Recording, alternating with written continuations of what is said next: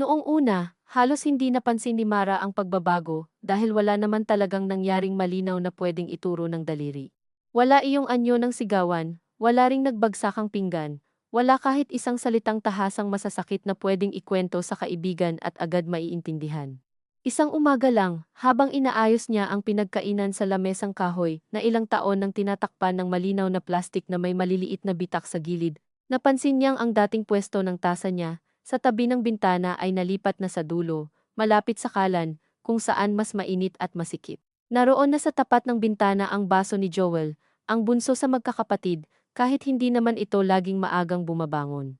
Hindi niya sana iisipin iyon kung hindi sinabi ni Lina, ang hipag ng asawa niyang si Nestor, sa paraang tila nakikipagbiruan pero may sapat na talim para dumikit sa isip. Mas bagay doon ang tasa ni Joel, mas kailangan niya ng hangin. Ikaw naman, sanay ka na kahit saan. Natawa ang biyena niyang si Aling Belen na para bang may sinang-ayunang luma at tahimik na batas sa bahay na hindi kailangang ipaliwanag. Si Mara, na nakatayo noon na may hawak na basang plato, ay ngumiti rin, hindi dahil natuwa siya kundi dahil mas nakakapagod minsan ang hindi pagngiti kaysa sa pagpapanggap na walang ibig sabihin ang isang munting paglilipat ng tasa. Sa bahay na iyon sa San Pablo, kung saan lahat ng bagay ay matagal nang may nakasanayang lugar, ang timba sa banyo, ang salaan sa kusina, ang mga upuang plastik na may kanya-kanyang gasgas, at pag-aari ang simpleng paglilipat ng isang tasa, ay hindi talaga simpleng paglilipat lang. Pero sinabi niya sa sarili na baka pagod lang siya, baka nagiging masyado lang siyang sensitibo, baka dahil 3 linggo na rin mula nang mawala ang regular niyang oras sa tailoring shop sa bayan at nasa bahay siya halos buong araw, kaya masyadong lumalapit sa kanya ang maliliit na bagay at nagiging mas mabigat kaysa nararapat. Noon pa man, mahusay si Mara sa pagliit ng sarili niyang hinaing para magkasya sa katahimikang gusto ng iba. Iyon marahil ang una niyang naging kakayahan bilang manugang sa pamilyang De La Cruz, ang magkasya sa upuang hindi para sa kanya, magkasya sa ulam na kulang ang karne. Magkasya sa usapang biglang tumitigil kapag pumapasok siya. Magkasya sa pag-asang balang araw, kung sapat ang bait at tiyaga niya, kusa rin siyang magiging bahagi ng loob ng bahay, at hindi mananatiling nasa may pintuan lang, kahit sa hapag na iisa naman ang kinakainan. Nang pakasalan niya si Nestor 2 taon na ang nakalipas, hindi naman siya bulag sa ugali ng pamilya nito. Alam niyang malakas ang boses ni Aling Belen, mabilis ang dila ni Joel, at palihim kung tumingin si Lina, parang laging may sinusukat. Pero iba kasi ang alam sa nakita, at iba ang nakita sa naranasan araw-araw. Noong kasal pa lang sila, marami pang paliwanag si Nestor sa bawat maliit na sugat. Ganyan lang talaga si Mama, wag mong dibdibin. Si Joel, bata pa kasi, pabiro. Si Ate Lina, napapagod lang din.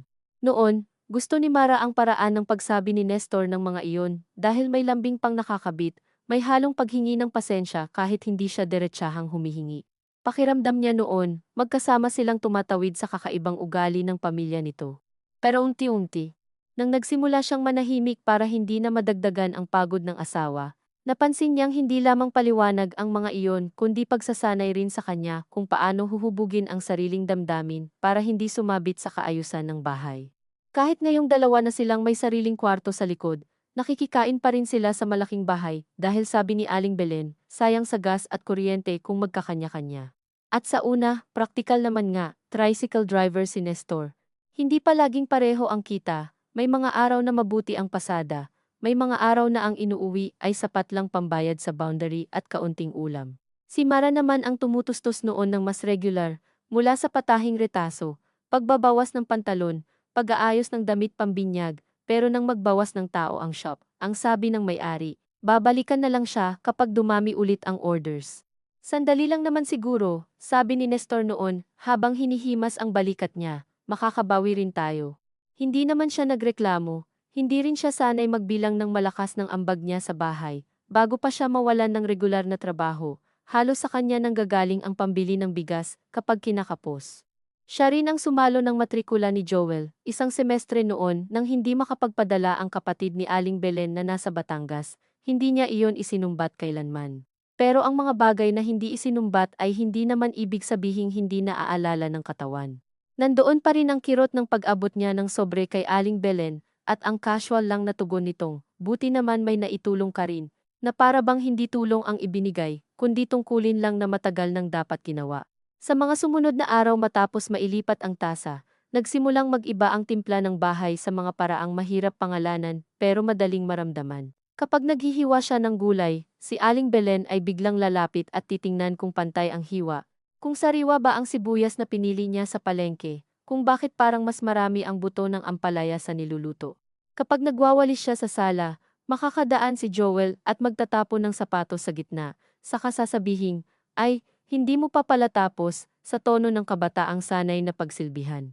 Hindi naman nabata si Joel, 23 na ito, may balbas na kung pababayaan, malakas uminom sa kanto tuwing Sabado, pero sa bahay na iyon, lalaki pa rin siya, at may kakaibang luwag na ibinibigay ang pagiging lalaki kahit sa katamaran. Si Nestor ang panganay at pinakamatino sa tingin ng lahat, pero sa pagitan ng dalawang magkapatid, may alituntuning hindi nakasulat.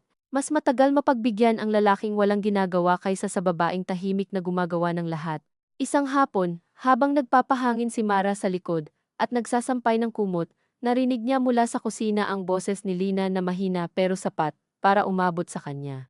Hindi na pwedeng ganyan palagi, Nay. Dalawang bibig na dagdag, pero isa na nga lang halos ang kumikita. Sumagot si Aling Belen ng mas mahina pa, pero malinaw ang ilang piraso. Kaya nga sinasabi ko sayo, mabait si Nestor, pero hindi dapat siya ang laging humahatak. Ang babae, kung walang anak, dapat mas may ambag. Huminto si Mara sa pagsabit ng sipit. Hindi niya alam kung alin ang unang tumama iyong bahagi tungkol sa ambag o iyong walang anak. 2 taon pa lang silang kasal. At bagaman may mga tanong na rin sa kapitbahay, hindi pa naman nila iyon masyadong pinag-uusapan ni Nestor.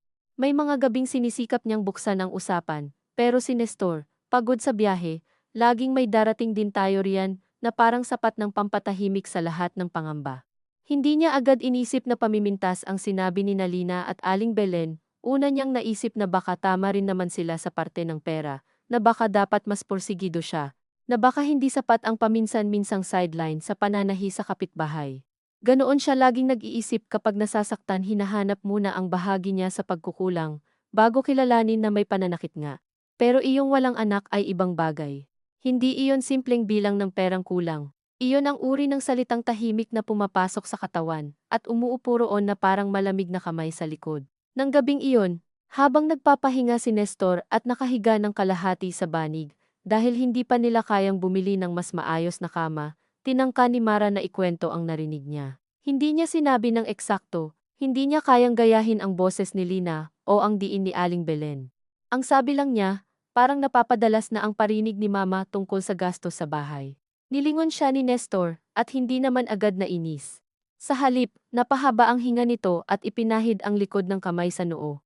Alam mo naman si Mama, marami talagang nasasabi, huwag mo na lang pansinin. Narinig ni Mara sa sarili niyang dibdib ang maliit na pagbitak ng kung anong matagal ng pilit pinagdidikit. Pero may laman kasi, Nes, sabi niya, maingat pa rin. Parang may gusto siyang ipahiwatig.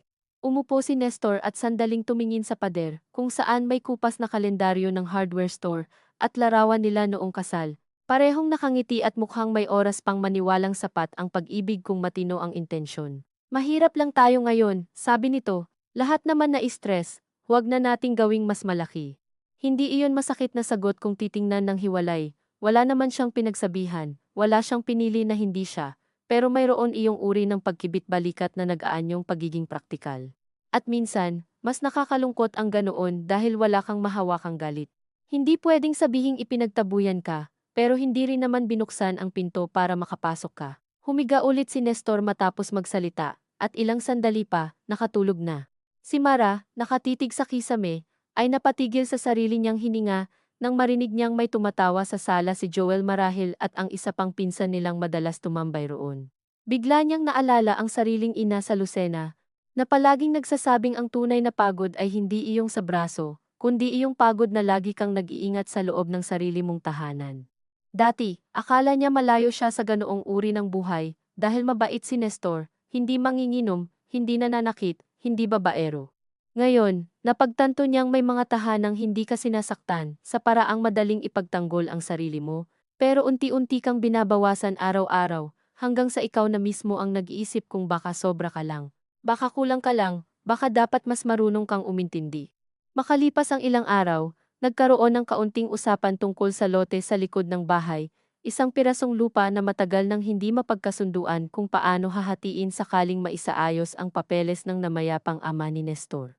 Doon unang naging mas malinaw kay Mara na ang mga maliliit na tibo ng tensyon ay may dinudugtungan palang mas malalim. Dumating si Kuya Romy, pangalawang kapatid na may sariling pamilya sa Kalamba. Dala ang asawa at dalawang anak na agad nagtakbuhan sa bakuran. Sa hapag, habang nagkakape ang matatanda at nagsisikip ang hangin sa dami nahang boses, nabanggit ni Romy na baka kailangan na nilang pag-usapan ng maayos ang lote dahil gusto na raw niyang magpatayo ng maliit na extension kung sakaling mapunta sa kanila ang parte sa may poso. Hindi pwedeng puro plano lang, sabi niya, humahalo ang asukal sa tasa. Kailangan malinaw kung kanino ang alin. Tumahimik ng kaunti si Aling Belen, saka tumingin kay Nestor na noon ay nagpapaypay sa anak ng kapitbahay na kargado niya para patahanin. Ikaw, ano sa tingin mo? Tanong niya. Si Nestor, na alam ni Mara ay palaging iiwas sa anumang aalingaw-ngaw sa pera o mana kung pwedeng hindi magsalita, ay nagkibit balikat kung anong patas ma. Natatawang sumingit si Joel. Madaling sabihin ang patas kung wala ka namang ilalabas. Kumunot ang noo ni Mara, hindi man lang tiningnan ni Joel si Nestor nang sabihin iyon. Parang inihagis niya lang sa gitna at bahala na kung sino ang tamaan. Hindi sumagot si Nestor, si Romy ang umalma. Anong wala? Kung tutuusin nga si kuya mo ang madalas may dala rito. Dati, sagot ni Joel, mabilis. Ngayon, sino? Tila dumilim ang mukha ni Aling Belen sa paraang pamilyar na kay Mara, hindi galit na handang sumiklab, kundi galit na naghahanap ng tamang balikat na papasanin. Kaya nga kailangan pag-isipan, sabi nito. Hindi pwedeng kung sino lang ang nandito, siya na agad ang may mas malaking karapatan. May pamilya ring binubuhay ang mga kapatid mo. Walang nagsabing si Mara ang tinutukoy, pero alam niyang doon nagmumula ang init sa ilalim ng mga salita. Sapagkat sino ba ang nandito kundi sila? Sino ba ang madaling ipakitang pabigat dahil sila ang nakikitang humihinga sa loob ng bahay araw-araw? Kahit ang kanin na isinasalok niya, pakiramdam niya noon ay biglang may halaga na kailangang patunayan sa bawat subo. Nang magligpit siya ng mga tasa matapos ang usapan, narinig niyang bumulong ang asawa ni Romy kay Lina, hindi naman sikreto ang lakas ng boses, kawawa rin si Mara. Siya ang unang mapapahamak diyan kapag nagkaroon na ng hati-hatian. Ang salitang mapapahamak ay tumama sa kanya sa paraang hindi niya inaasahan. Hindi dahil bago iyon, kundi dahil sinabi iyon ng tila likas, tila malinaw na sa lahat ang posisyon niya sa pamilyang ito, hindi anak, hindi kapatid, hindi tunay na kasali sa dugo.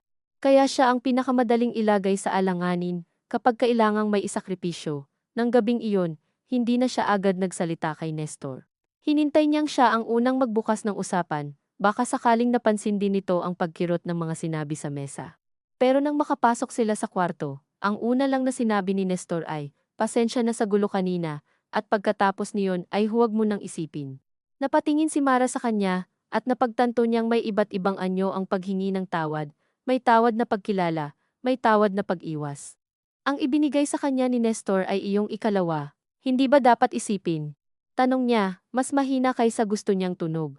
Usapan iyon tungkol sa lupa, Nes, at parang, hindi niya natapos.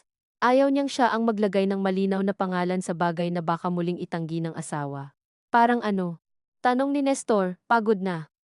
Hindi galit, pero may pagod na handa ng pumatong sa kahit anong masyadong madamdamin. Parang hindi tayo tinitingnan dito bilang pamilya, sabi niya sa wakas, matagal bago sumagot si Nestor.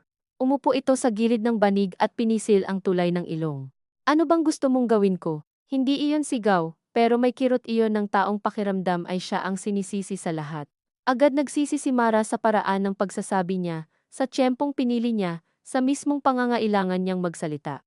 Iyon ang madalas mangyari sa kanila nitong mga huli. Bago pa malinaw ang sugat, siya na ang unang humihingi ng tawad sa pagkakaroon nito. Wala, sagot niya. Sinasabi ko lang. Di ayan, narinig ko na, sabi ni Nestor, saka nahiga ng nakatalikod. Sa dilim, pinagmasdan ni Mara ang tabas ng balikat ng asawa, at naisip niya kung kailan naging ganito kahirap ang manatiling magkatabi ng hindi tunay na magkalapit. Naalala niya ang unang taon ng pagsasama nila. Kapag magigising siya sa madaling araw at makikita si Nestor na gising na rin, tahimik lang na nakatingin sa kanya, na para bang sapat na iyong patunay na pinili siya kahit maraming komplikasyon sa labas. Ngayon, kahit naroon pa rin ang katawan nito, may bahagi ng hindi niya maabot. At ang pinakamasakit, hindi niya alam kung dahil ba sa pagod lang, sa kahirapan, sa pagkakautang ng pamilya, sa usapin ng anak, o sa unti-unting pagkumbinse ni Nestor sa sariling ang katahimikan ang pinakamaayos na paraan para mabuhay, kahit ang ibig sabihin noon ay palaging siya ang mag-adjust. Sa mga sumunod na linggo, mas naging masikap si Mara sa paghahanap ng sideline.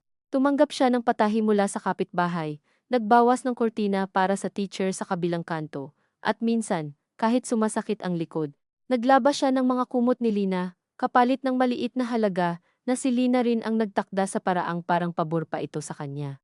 Pandagdag mo na rin, sabi ni Lina, nakahawak sa tasa ng kape, na si Mara rin ang nagtimpla. May mga salitang hindi naman tahasang mapanlait, pero sadyang ibinabagsak sa tamang tono para maramdaman mong hindi ka magkapantay. Tinanggap iyon ni Mara dahil kailangan nila ng pera, at dahil nahihiya rin siyang amining masakit, kahit konti ang paraang iniaalok sa kanya ang tulong. Kapag may naiuuwing dagdag si Nestor, mas magaan ito, may lambing pa, may pahapyaw na biro sa gabi. Pero kapag ilang araw na matumal ang pasada, mas lalong umiikli ang pasensya nito sa lahat, lalo na sa mga usapang hindi kayang tapusin ng isang simpleng tiis lang. Nagsimula ring mas madalas dumaan si Joel sa kwarto nila, hindi para manghiram ng gamit kundi para itanong kung kailan sila magbibigay ng parte sa bayad sa kuryente, kung ilan bang baterya ng electric fan ang nagagamit nila, kung bakit daw ang sabon sa banyo ay mabilis maubos kapag may dagdag tao. Noong una, sinasagot ni Mara ng mahinahon, pagkaraan, natutunan niyang huwag na lang sumagot kapag malinaw namang hindi impormasyon ang gusto ni Joel, kundi pakiramdam na may kapangyarihan siyang mangusisa. Isang umaga, nadatnan niyang nakabukas ang lata kung saan nila itinatabi ang perang pang-arkila sana sa makinang panahi na balak niyang hulugan mula sa kaibigan niya sa bayan. Hindi naman iyon malaking pera, pero maingat niyang iniipon ang bawat 50, bawat 20, sa ilalim ng mga piraso ng tela. Nang bilangin niya, kulang ng 200, hindi agad siya nag-isip ng masama. Una niyang inalala kung may nabili ba siya sa palengke na hindi na isulat sa maliit niyang kuwaderno. Tiningnan niya pati ang bulsa ng lumang apron. Wala. Nang tanungin niya si Nestor ng mahinahon ng gabing iyon, nagulat ito at halatang hindi rin alam, baka nagalaw mo lang, sabi nito. Hindi ko gagalawin iyon nang hindi ko alam, sagot niya, pinipigilan ang inis dahil ayaw niyang magtunog mapagbintang. Sino pa ba ang pumapasok dito? Tanong ni Nestor, pero ang paraan ng pagkakasabi ay hindi paghahanap ng sagot kundi paghahanap ng dahilan para huwag na itong palakihin. Napatingin si Mara sa pintuan. Hindi nila iyon laging nalolok dahil may mga gamit si Aling Belen sa maliit na estante sa sulok, lumang mga reseta, kandila, kahon ng sinulid na sa totoo lang ay siya na ang gumagamit. Kinabukasan, habang naghuhugas siya ng bigas, pabirong sinabi ni Joel sa kusina, buti na lang may nahanap akong pambili ng load kahapon. Napatingin sa kanya si Mara. Nakaupo si Joel sa bangkito, nakasando, nilalaro ang cellphone. Kanino? Tanong niya. Hindi sinasadya ang pagkatigas ng boses. Ngumisi si Joel. Sa bahay lang, bakit? May nawawala ba? Sumabat agad si Lina mula sa pinto. Naku, huwag mo nang ang asarin. Tumawa si Joel at hindi na nagsalita. Maaaring biro lang iyon. Maaaring totoo. Ang nakakabaliw ay iyong kawalan ng tiyak. Dahil kung aakusahan niya at mali siya, siya ang lalabas na masama. Kung tama siya at mananahimik, siya rin ang mawawalan. Tanghali na nang makahanap siya ng pagkakataong kausapin si Aling Belen habang namamalansya ito ng damit ni Romy na naiwan noong huling uwi. Hindi siya nagrereklamo, ang sabi lang niya, Nay, maaari po bang huwag na munang pumasok sa kwarto namin kung wala kami? May nawala po kasi akong kaunting ipon. Hindi siya tiningnan ni Aling Belen, pinatong lang nito ang plansa at sinipat ang tupi ng polo. Anong ibig mong sabihin? Malamig nitong tanong. Wala po, nag-iingat lang po. Sa bahay na ito, ngayon ka lang ba natutong mag-ingat? Saka lang ito humarap, kung may nawawala sa'yo, huwag kang nagpaparinig na parang may magnanakaw dito. Hindi po iyon ang sinabi ko. Pero iyon ang gustong iparating, sagot ni Aling Belen. Masyado kang maramdamin, Mara. Hindi lahat umiikot sa'yo. Sa ibang pagkakataon, baka umurong si Mara, pero marahil dahil ilang linggo na siyang umiiwas, dahil ilang linggo na rin siyang pinipiling huwag patulan. May kung anong kumislot sa lalamunan niya. Hindi po sa pag-iikot sa akin. Ipinon ko po iyon, kailangan ko po iyon. At kailangan din ng bahay na ito ng maraming bagay, putol ni Aling Belen. Akala mo ba madali ang pinapakain ang lahat? Hindi niya namalayan na nakalapit na si Lina, nakikinig. Mula sa sala, sumilip pa si Joel. Ang ganitong mga eksena ang pinakaiiwasan ni Mara, ang biglang maitulak sa gitna ng liwanag, hindi dahil may gusto siyang ipakita, kundi dahil may gustong ipakitang asal sa kanya. Nag-init ang mukha niya. Hindi ko naman po sinasabing wala kayong gastos, sabi niya. Ang akin lang po, ang sayo, ang sayo, ang sayo, mabilis na sabi ni Aling Belen. Minsan isipin mo rin ang hindi lang sayo. Simula nang pumasok ka rito, ang dami nang nagbago sa bahay. Imbes na gumaan, parang mas dumami ang kailangang intindihin. Tahimik ang sala, iyong tahimik na hindi kawalan ng tao, kundi pag-aabang kung ano ang isasagot mo. Tiningnan ni Mara si Lina, walang awa sa mukha nito, pero wala ring tuwirang saya. Parang may pagod na matagal nang gustong may magsabi ng mga iyon para sa kanya. Si Joel na may nakangiti sa paraang bata pero malisyoso. Hindi sumagot si Mara, hindi dahil wala siyang masabi, kundi dahil sa loob ng ilang segundo, naramdaman niyang kung bubuksan niya ang bibig niya ng walang pag-iingat, lahat ng tiniis niyang maliliit na kabawasan sa loob ng 2 taon ay sabay-sabay lalabas, at kapag nangyari iyon, wala na siyang paraan para bawiin ang sarili niyang tingin sa pamilyang ito. Lumabas na lang siya papunta sa likod ng bahay, tangan pa rin ang basang kamay, at doon siya huminga ng malalim sa tabi ng sampayan. Nanginginig ang daliri niya, naramdaman niyang gusto niyang umiyak, pero hindi lumabas ang luha. Ang lumabas ay iyong pamilyar na pagkapahiya sa sarili. Bakit siya nagsalita? Bakit hindi niya hinayaan na lang? Bakit sa simpleng 200 parang nasukol siya? Ngunit sa ilalim ng mga tanong na iyon, may isa pang bagay na mas bago at mas tahimik, isang munting linaw na hindi niya madaling mapapawi. Hindi ito tungkol sa pera lang, hindi ito tungkol sa pagiging maramdamin. May pwesto na pala siya sa bahay na ito, na matagal nang itinalaga para sa kanya, at ang pwestong iyon ay madaling sisihin, madaling utusan, madaling paalalahanang hindi ito tunay na sa kanya. Nang gabing umuwi si Nestor, sinabi na agad ni Aling Belen ang bersyon nito, bago pa man makapagsalita si Mara. Mula sa kusina, narinig niya ang mga salitang nagpaparinig, napaka-sensitive, at akala mo siya lang ang pagod. Umupo si Mara sa gilid ng banig at hinintay ang pagpasok ng asawa. Nang bumukas ang pinto, hindi agad siya nagsalita. Si Nestor din, sandaling nakatayo lang. Tila pinipiling mabuti kung anong mukha ang isusuot sa loob ng maliit nilang kwarto. Ano ba talagang nangyari? Tanong nito. Hindi mainit, hindi rin malambing. Pagod na pagod. Ikinuwento ni Mara ng tuwid ang nangyari, pati iyong nawawalang pera, pati ang biro ni Joel, pati ang sinabi lang niyang mag-ingat sila.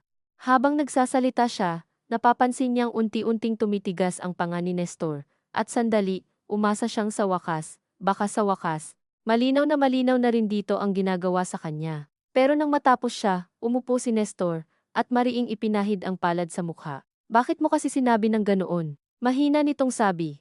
Parang hindi agad pumasok sa isip ni Mara ang sagot. Paano ko sinabi? Alam mo namang madaling ma-offend si Mama. Pwede mo namang ako muna ang kinausap. Natigilan siya. Iyon ba ang nakikita nito? Hindi ang nawawalang pera. Hindi ang tono ni Aling Belen. Hindi ang nakangisi si Joel sa pintuan. Kundi ang paraan ng pagsabi niya. Ilang beses na kitang kinakausap, Nes, sabi niya, at ngayon, hindi niya na napigilan ang pagyanig ng boses. Pero lagi mo lang sinasabing huwag pansinin, hanggang kailan. Napatingin si Nestor sa kanya, at doon niya unang nakita ang isang bagay na hindi niya gustong pangalanan. Hindi galit lang, hindi inis lang, kundi uri ng pagkapagod na may halong pagkadismaya, na para bang siya ngayon ang isa sa mga problemang kailangan nitong buhatin. Ano bang gusto mo? Lumayas tayo, sabi nito. Saan tayo pupunta? May pambayad ka. Hindi malakas ang boses nito, pero sapat para matuyo ang lalamunan ni Mara. May mga katotohanan kapag sinabi ng tahasan, parang binabago ang hugis ng buong relasyon. Hindi dahil hindi mo alam, kundi dahil iba ang bigat kapag narinig mo mula sa taong inaasahan mong sasalo sayo. Matagal silang nagkatitigan. Si Mara ang unang umiwas, hindi dahil siya ang mali, kundi dahil sa sandaling iyon. Bigla niyang naramdaman ang kahihiyang maging dependent, ang kahihiyang alam mong may punto ang sinabi ng asawa mo, kahit iyon mismo ang ginagamit para patahimikin ka. Hindi iyon ang sinasabi ko, bulong niya. Gusto ko lang na maramdaman na kakampi kita. Napalunok si Nestor, at sa isang kisap mata, parang bumalik ang lumang lambot sa mukha nito, pero hindi iyon sapat para burahin ang nasabi na. Lumapit ito at umupo sa tabi niya. Kakampi mo ako, sabi nito, pero mas tunog pakiusap kaysa katotohanan. Kaya lang hindi pwedeng laging banggaan, masisira tayo. Gusto sanang sabihin ni Mara na baka nga kaya sila nasisira, ay dahil siya lang ang laging umiiwas sa banggaan habang ang kabilang panig ay malayang sumasagi sa kanya araw-araw. Gusto niyang itanong kung bakit ang kapayapaan sa bahay na ito ay parang laging binibili gamit ang pananahimik niya, pero pagod na rin siya, at sa pagod ng babae. May mga sandaling mas madaling mahiga ng may buhol sa dibdib kaysa magsalita pa, at muling madiskubre na kulang ang lugar mo sa taong mahal mo. Humiga sila ng magkatabi, ngunit hindi nagdikit ang mga braso nila. Mula sa labas, may mahinang ingay ng telebisyon sa sala, boses ni Joel na tumatawa, sa kayabag ni Aling Belen na mabigat pero panatag, na para bang ang gabi ay isang bagay na maayos niyang naibalik sa tamang pagkakasunod. Sa tabi ni Mara, gising pa si Nestor, ramdam niya sa hindi pantay nitong hinga pero wala nang nagsalita.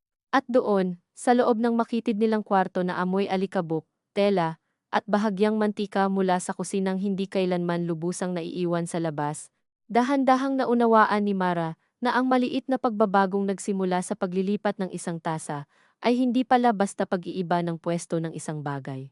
Isa pala iyong paalala na ang tahanan ay kayang baguhin ang hugis ng pagtanggap nito sa isang tao nang hindi gumagawa ng malinaw na eksena na may mga pamilyang hindi katuwirang itinataboy. Sapat nang ilapit kanila ng ilapit sa gilid hanggang sa ikaw mismo ang mangambang baka isang araw, sa isang usapan tungkol sa pera, sa lupa, sa ambag, o sa pagiging asawa at hindi anak, bigla ka na lamang wala sa gitna ng lahat, at wala ring makapansing matagal ka nang naililipat. Noong sumunod na umaga, hindi agad bumangon si Mara nang marinig niya ang pagbukas ng gripo sa labas at ang kalansing ng sandok sa kaldero. Hindi naman siya tulog pa ng buo, nakadilat na siya sa dilim bago pa man mga lahati ang madaling araw, nakikinig sa paghinga ni Nestor sa tabi niya. Sa pagitan ng mahahabang tahimik na hindi na nila napag-usapan, at ng munting pag-asang baka pagmulat nila ay bumalik sa dating laki ang mga bagay na kagabi, ay tila hindi na kayang ipaliit. Ngunit walang bumalik sa dati. Kahit ang paraan ng pag-upo ni Nestor sa gilid ng banig nang magpalit ito ng damit para sa pasada, ay may pag-iingat na parang ayaw nitong makadagdag sa kung anumang naroroon na sa hangin. Aalis na ako, sabi nito ng mahina, at tumango lang si Mara kahit alam niyang hindi nito kita sa dilim. Gusto niyang sabihin, mag-ingat ka. Gusto rin niyang sabihin, huwag mong hayaang ganito lang. Sa huli, wala siyang sinabi. Pagkasara ng pinto, doon pa lang siya bumangon, dahan-dahang itinupi ang kumot, saka humarap sa salamin na may manipis na lamat sa sulok. Hindi naman siya iyak na iyak. Iyon marahil ang lalong nakapagpabigat sa pakiramdam niya. Mas madali sanang unawain ang sarili kung nakaiyak siya. Pero ang mukha niya sa salamin ay hindi mukha ng babaeng wasak o galit, mukha lang iyong pagod at may kaunting paninigas sa bibig, para bang may matagal nang hindi nilulunok at hindi rin mailuwa. Sa kusina, nadatnan niyang si Aling Belen ang nagluluto ng sinanggag, habang si Lina ay nakaupo sa bangkito at naghihiwa ng kamatis na hindi naman kailangang hiwain ng ganoon kakapal. Si Joel ay wala pa, marahil tulog. Late ka, sabi ni Aling Belen nang hindi lumilingon. Hindi malamig ang tono, hindi rin mainit, mas mahirap iyong ganon dahil mas mapagkakaila. Medyo masakit lang po ang ulo ko, sagot ni Mara. Lahat naman tayo masakit ang ulo, sabi ni Lina, hindi tumitingin sa kanya. Hindi sumagot si Mara, kumuha siya ng plato at tahimik na naglatag sa lamesa. Habang isinasalin niya ang kape sa lumang termos, napansin niyang naroroon pa rin sa dulo ang tasa niyang inilipat ilang araw na ang nakaraan. Naalala niya kung paano niya sinubukang huwag gawing simbolo ang isang napakaliit na bagay, at naisip niyang marahil hindi talaga ang tasa ang mahalaga, kundi ang pagpayag niyang hindi na iyon ibalik sa pwesto, kahit kayang-kaya naman niya. Umupo silang tatlo sa mesa nang halos walang usap. Nang dumating si Joel, kumamot ito sa tiyan at agad inabot ang ulam na parang hindi mahalaga kung sino ang nagbangon ng maaga para ihanda iyon. May natira bang kape? Tanong nito. Inabutan siya ni Mara ng tasa, bago pa man magsalita si Aling Belen. May sinabi pala si Tita Nena kagabi, sabat ni Lina habang humihigop ng sabaw. May naghahanap daw ng mananahi sa kabilang barangay, mga uniforme sa preschool. Nakaangat ang tingin ni Mara sa kanya, ngunit hindi niya agad alam kung paano tatanggapin ang balita. Matagal na siyang naghahanap ng mas regular na pagkakakitaan, pero sa bahay na ito, ang bawat alok ay bihirang dumating na walang kasamang kung ano. Magkano raw? Tanong niya. Kumibot ang balikat ni Lina. Depende, pero syempre, hindi naman pwedeng ibigay agad sa'yo lahat. Kailangan pa ring patunayan na kaya mong tapusin sa oras. Kaya ko naman, mahinang sabi ni Mara, napatingin sa kanya si Aling Belen. Kung gusto mo talaga, kausapin mo, Pero huwag kang tatanggap ng marami tapos dito ring babagsak ang gawaing bahay. Hindi pwedeng masyado kang makasarili dahil lang may kaunting raket. Hindi nakapagsalita agad si Mara. Hindi pa man niya hawak ang trabaho, pinapaalala ng hindi siya maaaring magkulang sa bahay. Ang ibig sabihin noon ay malinaw, pwede siyang kumita, basta hindi babawasan ng kita ang silbi niya bilang libreng kamay sa loob. Hindi naman po, sabi niya. Aayusin ko po. Dapat lang, sabi ni Aling Belen, saka sumubo na parang wala nang dapat idagdag. Nang sandaling iyon, may munting bagay na umangat sa loob ni Mara. Hindi pa galit, mas malapit sa uri ng linaw na hindi na kasing dali ng dati na takpan ng pag-intindi. Dati, kapag may ganitong mga salita, agad niyang hinahanapan ng paliwanag, pagod lang si Mama, nag-aalala lang si Lina, pabiro lang si Joel. Ngunit nitong mga nakaraang araw, lalo na matapos ang usapan nila ni Nestor, napapansin niyang ang bawat paliwanag na ibinibigay niya para sa kanila ay unti-unting nagiging kawalan ng paliwanag para sa sarili niya. Pagkatapos magligpit, nagtungo siya sa kabilang barangay para makita si Tita Nena. Naglakad siya sa kalsadang may alikabok at maliliit na tindahang nagbubukas pa lamang, at sa unang pagkakataon sa loob ng maraming linggo, nakaramdam siya ng kakaibang gaan sa dibdib sa simpleng katotohanang wala muna siya sa loob ng bahay, hindi naman malayo ang lakad, pero sapat para marinig niya ang sarili niyang pag-iisip ng walang sabat ng telebisyon, ng yabag sa sala, ng boses na laging may pakahulugan. Si Tita Nena ay byuda na matagal nang nagtatahi para sa mga bata sa preschool at sa ilang choir dress sa simbahan.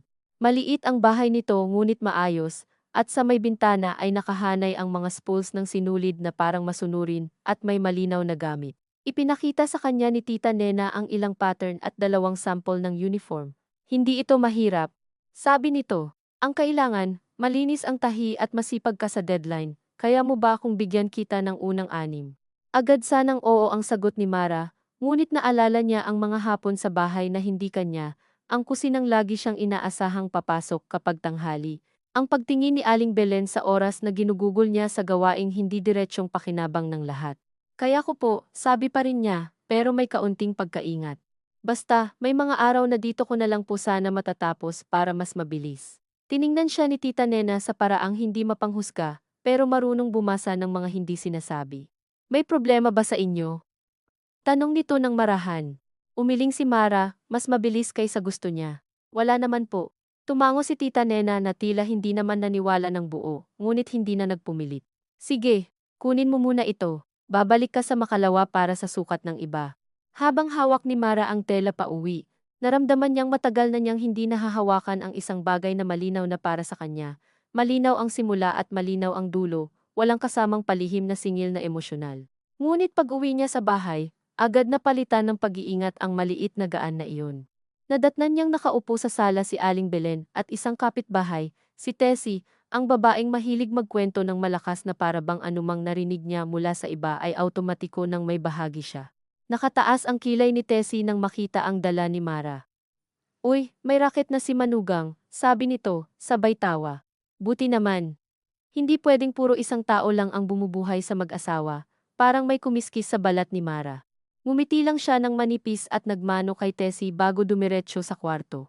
Sa loob, inilapag niya ang tela sa ibabaw ng estante at naupo muna sa gilid ng banig.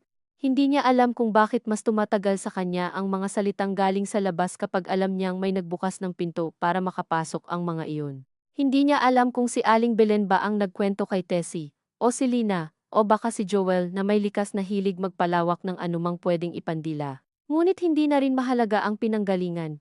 Ang mahalaga, kahit ang kakulangan nilang mag-asawa ay isa ng usapang pwedeng nguyain ng iba sa sala, na tila normal lang.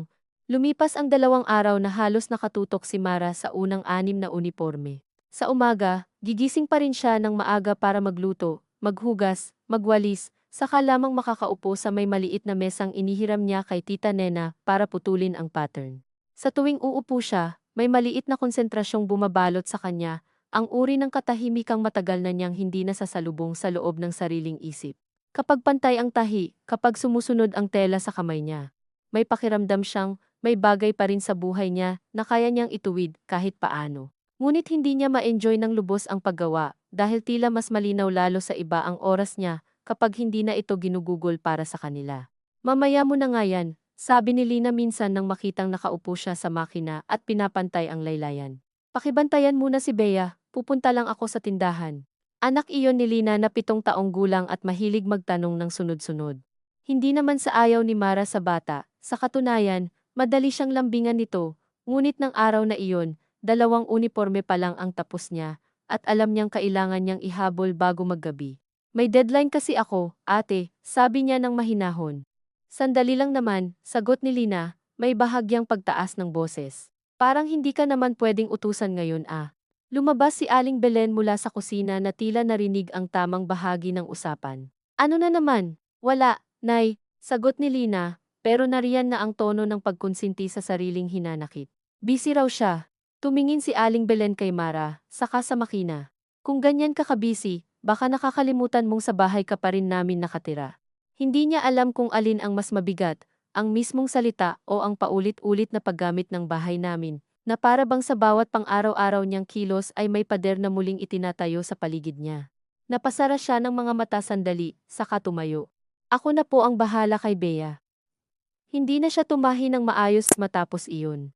Habang tinuturuan niya ang bata ng simpleng pagbasa sa lumang aklat, nakatitig siya sa makina na tila may pagitan ng higit sa iilang hakbang lang. Muli niyang naramdaman ang lumang gawin ng katawan niyang umurong bago pa man sumiklab ang mas malaking alitan, ngunit kasabay nito, may bago ring pagkapagod. Hindi na katulad dati na kapag umurong siya, naniniwala siyang may naisalba siyang kapayapaan. Ngayon, bawat pag-urong ay pakiramdam niya ay may kaunting bahagi ng sarili niyang nawawala na hindi na rin tiyak kung maibabalik. Nang gabing iyon, mas maaga umuwi si Nestor kaysa karaniwan. May kaunting tuwa pa sana si Mara dahil nagdala ito ng paborito niyang hopya mula sa terminal. Simpleng bagay na dati ay sapat para maramdaman niyang naaalala pa rin siya sa gitna ng maghapon. Ngunit habang naghahapunan, hindi normal ang katahimikan sa mesa. Si Joel ay mayat-maya ang tingin kay Nestor.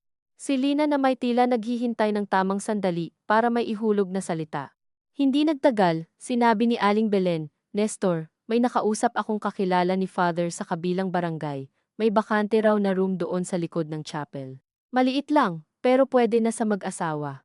Huminto ang kamay ni Mara sa pagkuha ng ulam. Hindi niya agad na intindihan, si Nestor ay parang hindi rin.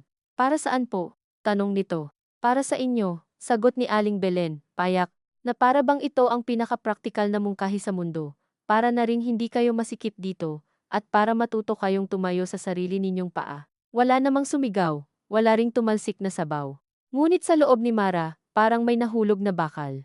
Hindi dahil gusto niyang manatili rito habang buhay, hindi dahil hindi niya pinapangarap ang sariling espasyo, kundi dahil alam niyang hindi ito simpleng alok ng kalayaan. Isa itong paraan ng pagsabi na ang pananatili nila rito ay hindi na itinuturing na pananatiling may dangal, kundi pananatiling may dapat bayaran. May bayad po ba? Tanong ni Nestor. Kaunti lang siguro, basta usapan niyo na lang sa parokya, sabi ni Aling Belen, mas maigi na rin iyon, para wala nang samaan ng loob sa gastos dito. Napatingin si Mara kay Nestor. Gusto niyang may makita sa mukha nito pagtutol man lang, o kahit pagkaasiwa sa tiyempo at paraang inihain ang mungkahi. Ngunit ang nakita niya ay ang mabilis na pagkalkula ng isang lalaking alam, ang bigat ng bawat pasahe, bawat kilo ng bigas, bawat barya sa bulsa. Pag-iisipan po namin, sabi nito sa wakas. Pag-iisipan, ulit ni Joel, hindi itinatago ang ngisi. Dapat lang. Hindi naman pwedeng habang buhay. Sinulyapan siya ni Nestor ng matalim, at tumahimik si Joel, ngunit huli na. Nandoon na ang salitang habang buhay, na para bang may matagal ng pagbilang sa bawat araw ng pananatili nila roon. Buong hapunan, hindi halos nakalunok ng maayos si Mara. Sa isip niya, paulit-ulit ang tanong kung kailan pa pinag-usapan ito, kung sino-sino ang nakaalam bago siya, kung ilang gabi nang iniisip ni Aling Belen ang paraan ng pagsasabi nito na magmumukhang payo at hindi pagpapaalis. Mas lalong sumikip ang dibdib niya nang mapansin niyang hindi man lang mukhang nagulat si Lina at si Joel, na tila matagal nang may gustong manalo. Ay parang nakakuha ng kumpirmasyon sa isang bagay na dati mga parinig pa lang. Pagkatapos kumain, pumasok agad si Mara sa kwarto. Hindi siya umiyak. Naupo lang siya sa gilid ng banig at hinawakan ang tela ng uniforme sa kandungan na para bang kailangan niya ng material na bagay upang hindi lumutang ang isip niya sa kung ano-anong posibilidad. Ilang minuto pa, pumasok si Nestor. Isinara nito ang pinto at tumayo lang doon, waring inaantay kung mauuna ba siyang magsasalita.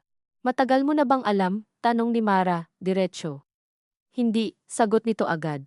Ngayon ko lang din narinig, gusto niya iyong paniwalaan, at sa tingin niya naman ay totoo. Ngunit hindi sapat ang katotohanan kung ano ang ngayon lang nalaman, kung ang kailangan niya ay malaman kung ano ang gagawin nito ngayon. Anong iniisip mo? Tanong niya. Umupo si Nestor sa tabi niya, ngunit hindi ito agad sumagot. Iniisip ko na baka tama rin si Mama, sabi nito sa wakas, mabagal, na para bang binabasa rin nito ang sariling mga salita habang lumalabas, hindi dahil gusto nila tayong paalisin, kundi dahil baka mas maayos kung may sarili tayong lugar. Parang may pisina dahan-dahang humigpit sa dibdib ni Mara. Hindi naman niya tutol ang sariling lugar. Sa totoo lang, maraming gabi na niyang iniisip kung gaano kasarap magluto ng walang tingin sa likod, matulog ng walang yabag ng ibang tao sa labas ng manipis nilang pinto, mag-iwan ng tasa kung saan niya gusto. Ngunit ang pagnanais na iyon ay iba sa pagiging itinutulak palabas. Kung kaya natin, sabi niya, pero kaya ba natin? Tahimik si Nestor, iyon ang sagot. Nang mga sandaling iyon, bigla niyang naunawaan na ang mungkahing ibinigay sa hapag ay hindi lang tungkol sa tirahan.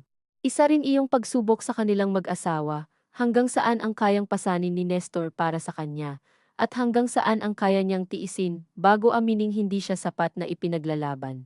Kung lilipat tayo dahil gusto natin, maiintindihan ko, sabi niya, pero kung lilipat tayo dahil pinapaalis tayo ng paunti-unti. Hindi niya natapos, hindi naman ganoon, putol ni Nestor, ngunit kulang sa tigas ang boses. Saka kahit ganoon man ang tingin mo, ano bang magagawa natin ngayon, ayokong araw-araw kang na-stress dito. Napatawa siya ng mapait, hindi dahil nakakatawa kundi dahil biglang napakalinaw ng paikot na daan ng usapan, manatili at masaktan. Umalis at akuin ang bigat na baka hindi pa nila kaya, at sa gitna noon ay walang malinaw na lugar kung saan maaari siyang sabihing mali ang paraan ng pagtrato sa kanya nang hindi siya magmumukhang pabigat sa praktikalidad. Hindi mo talaga nakikita, ano? Tanong niya. Nakikita ko, sagot ni Nestor, medyo mas mabilis. Nakikita ko lahat, pero hindi lahat kayang sagutin agad ng tapang lang. Natahimik siya, may punto na naman si Nestor, at marahil iyon ang mas masakit. Dahil hindi siya nakapangasawa ng halimaw na madaling kasuklaman. Nakapangasawa siya ng lalaking pagod, matinong sa maraming paraan, pero tinuruan ng kahirapan at pagpapalaki na ang pinakamabilis na paraan ng pagligtas sa isang araw ay pag-iwas sa anumang gulo na hindi mo kayang tustusan. At sa ganoong klaseng kabutihan, may mga taong hindi sinasadyang naiipon sa gilid.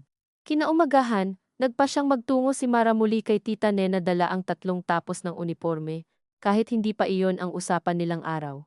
Hindi pa man niya naiisip ng buo kung bakit kailangan niyang umalis sa bahay ng ganoon kaaga, alam niyang hindi niya kayang umupo roon buong umaga na para bang normal ang lahat.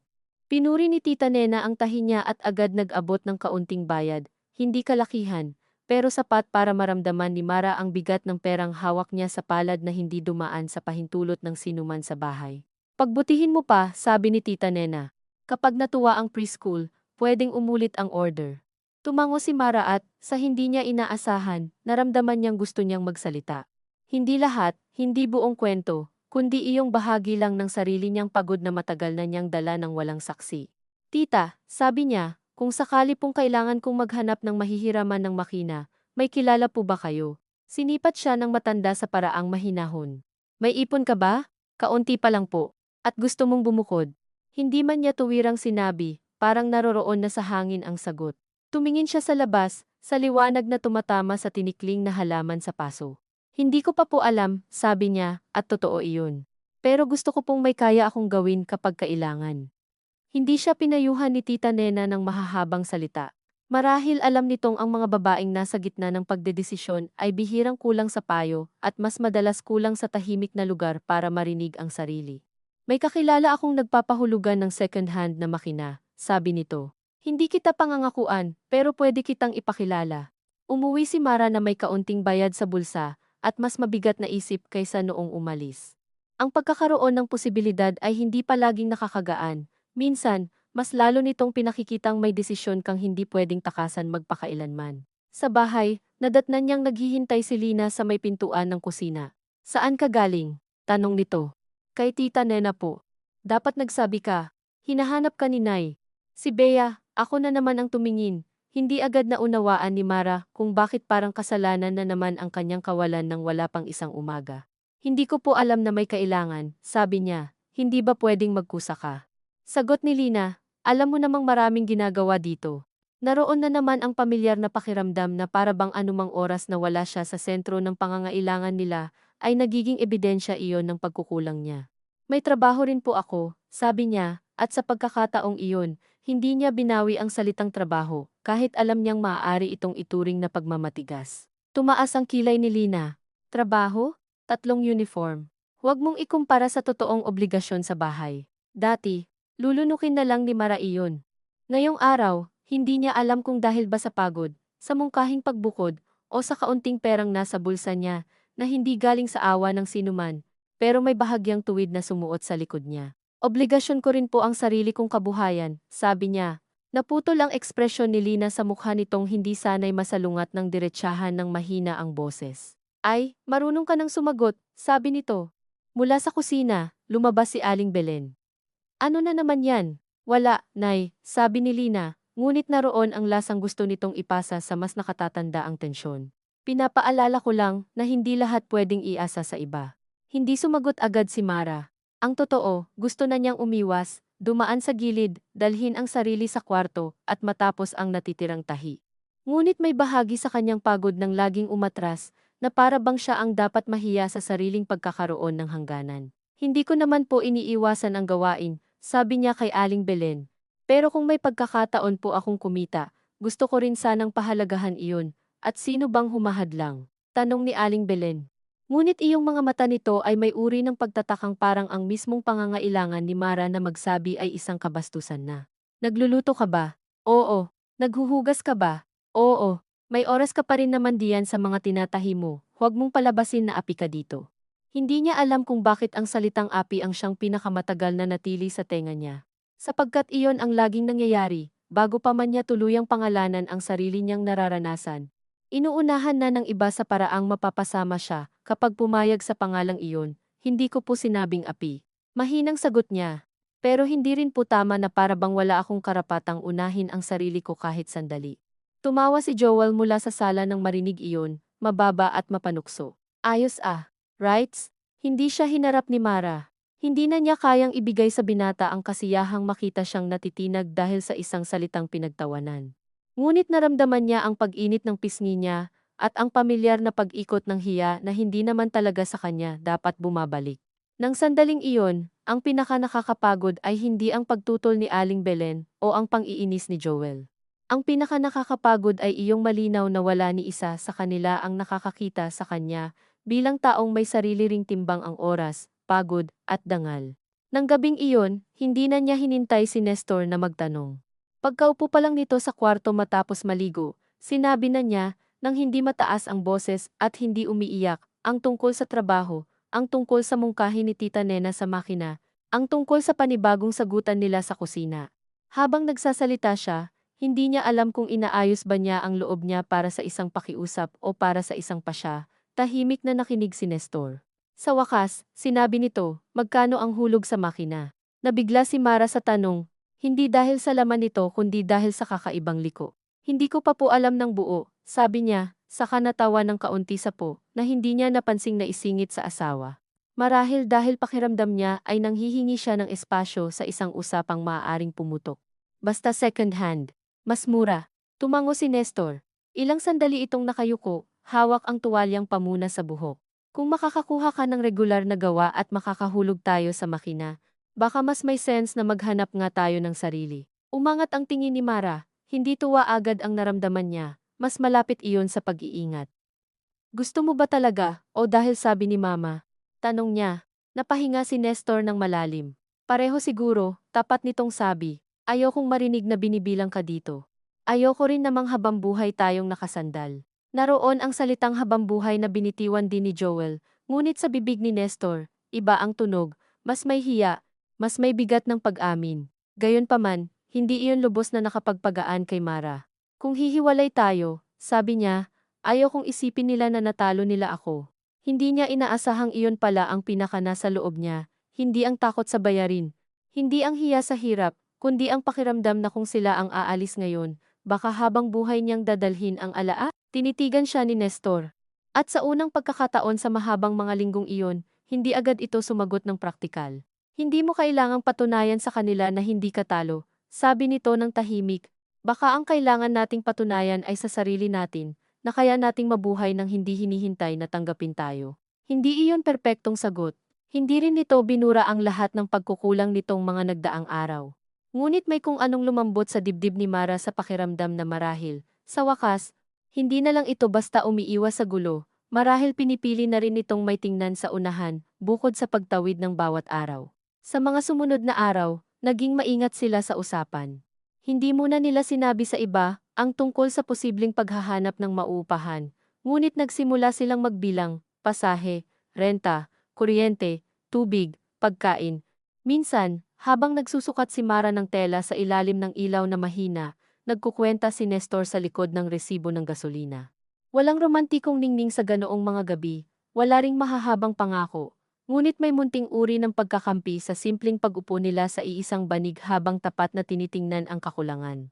Gayunpaman, hindi nawala ang tensyon sa bahay.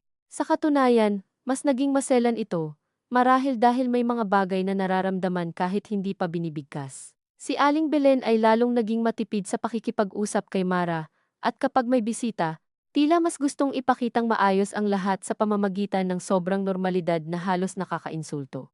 Si Lina naman ay naging mas mabait sa ilang umaga, sapat para malito si Mara kung nagsisisi ba ito o mas mabisa lang ang isang uri ng pakikisamang may kasamang panalo pa rin sa ilalim. Si Joel ang hindi marunong magpanggap, paminsan-minsan ay may pasaring pa ring, baka hindi na kayo magtagal dito, o mas mabuting ang maluwag na sa likod, ngunit hindi na ito gaanong pinapatulan ni Mara. Hindi dahil wala na siyang pakialam, kundi dahil may mga salita talagang lumiliit kapag hindi mo na inuunang buhatin papasok sa dibdib. Isang hapon, habang naghahaplos ng tisa sa tela para sa panibagong set ng uniforme, dumaan si Aling Belen sa pintuan ng kwarto nila. Marunong ka na palang tumanggi ngayon, sabi nito, hindi agad sumagot si Mara, hindi po ako tumatanggi. Inaayos ko lang po ang oras ko. Dati hindi ka naman ganyan, dati po, hindi ko pa alam na kailangan. Hindi niya alam kung saan galing ang lakas ng loob para sabihin ganoon. Hindi rin iyon sinabi ng may tapang na handang lumaban, mas malapit iyon sa pagod na hindi na marunong magsinungaling ng maayos. Tinitigan siya ni Aling Belen ng matagal. Sa mukha ng matanda, may dumaan na kung ano hindi malinaw kung inis, lungkot, o ang bahagyang pagkabigla na may hangganan din pala ang manugang na inakalang kayang umunawa ng walang katapusan. Kung may sama ka ng loob, sabihin mo ng diretsyo, sabi nito. Napatingin si Mara sa kanya, maraming maaring sabihin, na masakit ang paratang na pabigat sila. Na napakaliit ng pagtingin nila sa kanya, na ang bahay na ito, sa bawat maliit na gawain, ay matagal na siyang tinuturuan na makiayon sa kabawasan. Ngunit sa sandaling iyon, ang pinili lang niyang sabihin ay, may mga bagay po kasing kahit sabihin, parang ako pa rin ang lalabas na mali. Hindi kumibo si Aling Belen, sa kaunting katahimikan. Narinig ni Mara mula sa kusina ang tubig na kumukulo at ang boses ni Bea na may kinakantang mali ang tono. Hindi ka namin pinapahirapan, sabi ng matanda sa wakas, mas mababa ang boses, pero hindi rin madali para sa amin ang may dagdag sa bahay. Iyon marahil ang pinakamalapit na mararating nila sa pag-amin, at alam ni Mara na may bahagi itong totoo. Totoo na hirap din si Aling Belen. Totoo na sa bahay na matagal ng kapos, bawat dagdag ay hindi lang dagdag tao, kundi dagdag takot. Ngunit ang totoo rin ay hindi nawawala ang pananakit dahil lang may dahilan ito. Alam ko po, sagot niya. Kaya nga po gusto ko ring makatayo. Hindi na sumagot si Aling Belen, tumalikod na lang ito at bumalik sa kusina. Nang mawala sa pintuan ang anino nito, napaupo si Mara ng mas mabigat kaysa dati. Walang ginhawang dumating mula sa usapang iyon, ngunit may kakaibang uri ng katahimikan.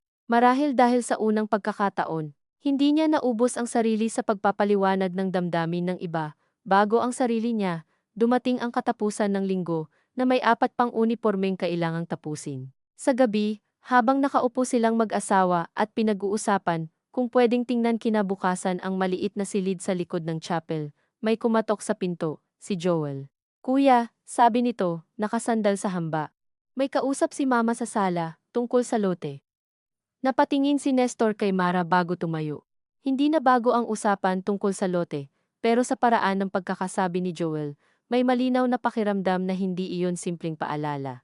Sumunod si Mara sa sala pagkalipas ng ilang sandali, at nadatnan niyang naroroon si Romy, nakaupo ng tuwid, at si Aling Belen na may nakalapad na ilang papel sa mesa. Walang bagong tao, walang bagong lihim, ngunit sapat ang itsura ng eksena para maramdaman niyang may mga desisyong unti-unting humihigpit sa lahat. Pinapapirma lang sana itong affidavit para maayos ang processing ng papeles, sabi ni Romy kay Nestor. Routine lang. Umupo si Nestor at sinipat ang dokumento. Si Mara ay tumayo lang sa likod ng upuan, hindi niya ugaling makisali sa mga papeles ng dugo ng pamilyang ito, ngunit hindi rin siya kayang umalis, dahil maliwanag na ang anumang mahulog dito ay tatama sa kanila. Ano itong bahagi sa occupancy? Tanong ni Nestor pagkatapos basahin ng kaunti. Masyadong tahimik ang sala. Saka sinabi ni Aling Belen, sa paraang tila pinili na ang sandali bago pa man dumating silang mag-asawa, para malinaw lang na kapag naayos na ang hati-hatian. Walang magiging argumento kung sino ang mananatili sa aling parte. Bumigat ang hangin. Sa unang tingin, praktikal ang usapan. Ngunit sa ilalim noon, ay ang malinaw na mensahe, may bilang ang pagmamay-ari, at may bilang din ang katawan ng mga taong pinapayagang manatili. Hindi nagsalita si Mara. Naramdaman lang niya ang bahagyang paninigas ni Nestor sa upuan. At bakit kailangan ngayon? Tanong nito. Dahil kailangang ayusin habang maayos pa ang usapan, sagot ni Romy, ngunit hindi masamang tono. Pagod lang, nagmamadali ring marahil sa sarili niyang pamilya. Mas mabuti ng malinaw. Sa gilid, halos hindi mapigilan ni Joel ang pagkilos ng paa na parang nasasabik sa kung anong direksyong kukunin ng gabi. Tiningnan ni Nestor ang papel, saka ibinaba iyon sa mesa. Babasahin ko muna ng maigi, sabi nito, hindi ako pipirma ngayon, hindi sigaw ang sagot na iyon. Hindi rin malaking paghihimagsik. Ngunit sa pandinig ni Mara, iyon ang pinakamatigas na boses na narinig niya mula kay Nestor sa loob ng mahabang panahon. Tumaas ang kilay ni Aling Belen. Bakit? May problema ba? Wala. Gusto ko lang maintindihan lahat, sagot nito. At kung may kinalaman sa kung saan kami mananatili, gusto kong malinaw din sa amin. Hindi na nagsalita si Mara. Ngunit may mainit na bagay na umikot sa dibdib niya, hindi lubos na ginhawa, hindi rin ganap na panalo. Mas maliit, mas totoo, ang pakiramdam na kahit huli, kahit hindi perpekto, may bahagi ng asawa niya na tumatayo na rin sa paraang hindi lamang para umiwas, kundi para humawak, walang sumiklab na gulo. Inipon ni Romy ang mga papel. Nagkunwaring walang ibig sabihin si Joel sa pag-ikot ng mata. Si Aling Belen na may tumahimik ng may uri ng tigas na hindi patapos. At nang makabalik sila ni Nestor sa kwarto, walang nagsalita agad. Sa labas, tuloy ang telebisyon. Sa loob, masikip pa rin ang hangin, ngunit may kaunting pagbabago sa pagitan nila, hindi sapat para tawaging ayos, hindi pa ganoon kalaki para tawaging pagligtas, ngunit sapat para maramdaman ni Mara na ang mga susunod na araw, gaano man kahirap, ay hindi na lubos na katulad ng mga nauna, at habang nakaupo siya sa tabi ng makina, hawak ang kalahating tapos na laylayan. Alam niyang may mga bagay nang nagsisimulang humiwalay sa dating pwesto nila, hindi pa man malinaw kung saan tuluyang mahuhulog. Iyon ang salitang paulit-ulit na dumaan sa isip ni Mara kinagabihan, hindi dahil may malinaw siyang kinatatakutang pagbagsak kundi dahil pakiramdam niya, sa loob ng bahay na iyon, lahat ng bagay ay matagal nang nakasabit sa himpapawid ng walang sapat na pako ang pasensya ni Nestor, ang palaging pinipigil na inis ni Aling Belen, ang pagiging kampante ni Joel, na para bang likas sa kanya ang pwestong hindi kailangang ipaglaban.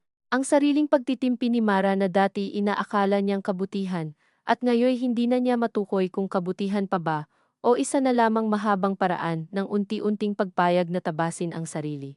Nang gabing iyon, hindi na sila nag-usap ng marami ni Nestor matapos isara ang pinto. Hindi naman sila galit sa isa't isa sa paraang may gustong umalis sa kama o magbagsak ng gamit. Ang pagitan nila ay mas payak at mas nakakapagod. Ang uri ng katahimikang galing sa dalawang taong parehong may iniisip na mabigat ngunit magkaiba ang paraan ng pagbuhat. Humiga si Nestor ng nakatagilid, nakaharap sa dingding, at si Mara naman ay naupo muna sa gilid ng banig. Hawak ang tela na kanina'y nilalaylayan niya pa, hindi na siya nagtahi.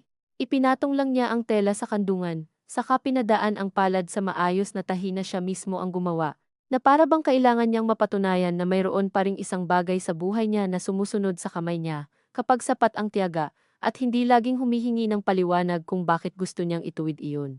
Hindi ako pipirma agad, sabi ni Nestor pagkalipas ng ilang minuto, tila ipinagpatuloy ang usapan sa sala kahit matagal na silang wala roon. Hindi lumingon si Mara. Narinig ko, sagot niya. Natahimik muli sila. Pagkatapos ay sinabi ni Nestor, mas mababa ang boses. Ayokong isipin mong pinabayaan kita. Noon lamang siya napalingon.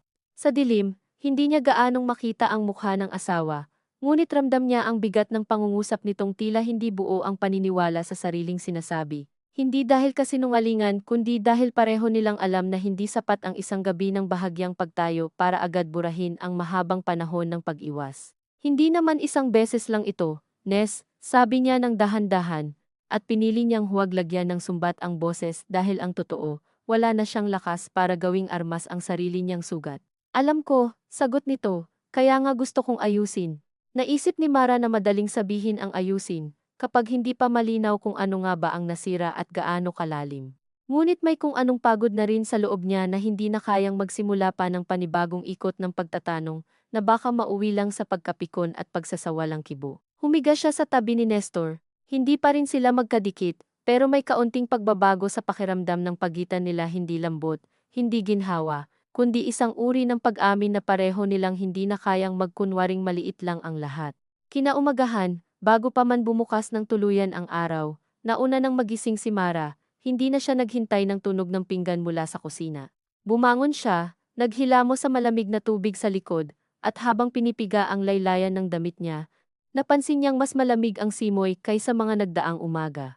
Marahil dahil Disyembre na papalapit, o marahil dahil may mga araw talagang may sariling lamig kapag alam mong may bagay na nakabitin na hindi mo na pwedeng hindi harapin. Sa kusina, si Aling Belen ay tahimik nang nagiinit ng tubig, at ang dating ugali nitong magtanong kung bakit maaga, o bakit huli ang gising niya ay tila biglang napalitan ng mas mahigpit na tipid sa salita. Akin na po ang sibuyas, sabi ni Mara nang maingat. Inabot sa kanya ang kutsilyo nang hindi tumitingin sa mukha niya ang matanda. Walang nangyaring lantaran, ngunit mula sa paraan ng pagpapatong ng kutsilyo sa mesa, sa bigat ng tunog nito sa kahoy, malinaw na ang katahimikan ay hindi kapayapaan. Si Lina ay lumabas naman pagkaraan na may pagkaantok pa, at dumiretso agad sa takure. May pupuntahan si Nestor mamaya, tanong nito nang tila walang laman ang usisa. Ngunit masyadong tuwid ang pagkakabaling ng ulo kay Mara para hindi niya maramdaman ang tusok. Hindi ko po alam, sagot niya, hindi naman iyon ganap na kasinungalingan. Ang totoo, usapan nilang mag-asawa, na silipin kinahapunan ang maliit na silid sa likod ng chapel, ngunit hindi pa nila napagpasyahang sasabihin agad sa iba. Tumingin si Lina kay Aling Belen, at sa pagitan nilang mag-ina ay may dumaan na pamilyar ng tingin, iyong tila nagkakaintindihan ng hindi kailangan ng salita. Noon unang sumagi sa isip ni Mara na sa bahay na ito, ang pinakamahirap hindi iyong may sinasabi silang masama. Ang pinakamahirap ay iyong pakiramdam na may mga usapan na hindi man lantad sa kanya ay palaging may laman tungkol sa kanya. Nang lumabas si Nestor, tahimik lang itong kumain, hindi normal ang tipid nito sa kilos kapag nasa harap ni Aling Belen, at alam ni Mara na hindi rin bulag ang matanda sa pagbabagong iyon. Maya-maya, sinabi ni Aling Belen, na tila kaswal lang ang pakay. Kung gusto niyo talagang tingnan iyong room sa likod ng chapel, sabihin niyo ng maaga kay Father, baka may ibang mauna. Halos napahinto si Mara sa pagsalok ng kanin.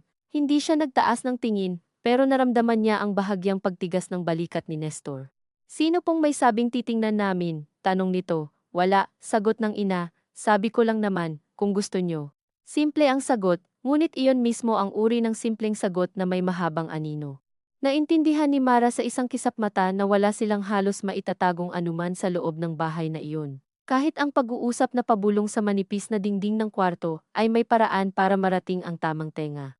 O marahil hindi man narinig ng buo, sapat na ang kutob at ugali ng bahay para hulaan kung ano ang iniikot ng mag-asawa sa isip.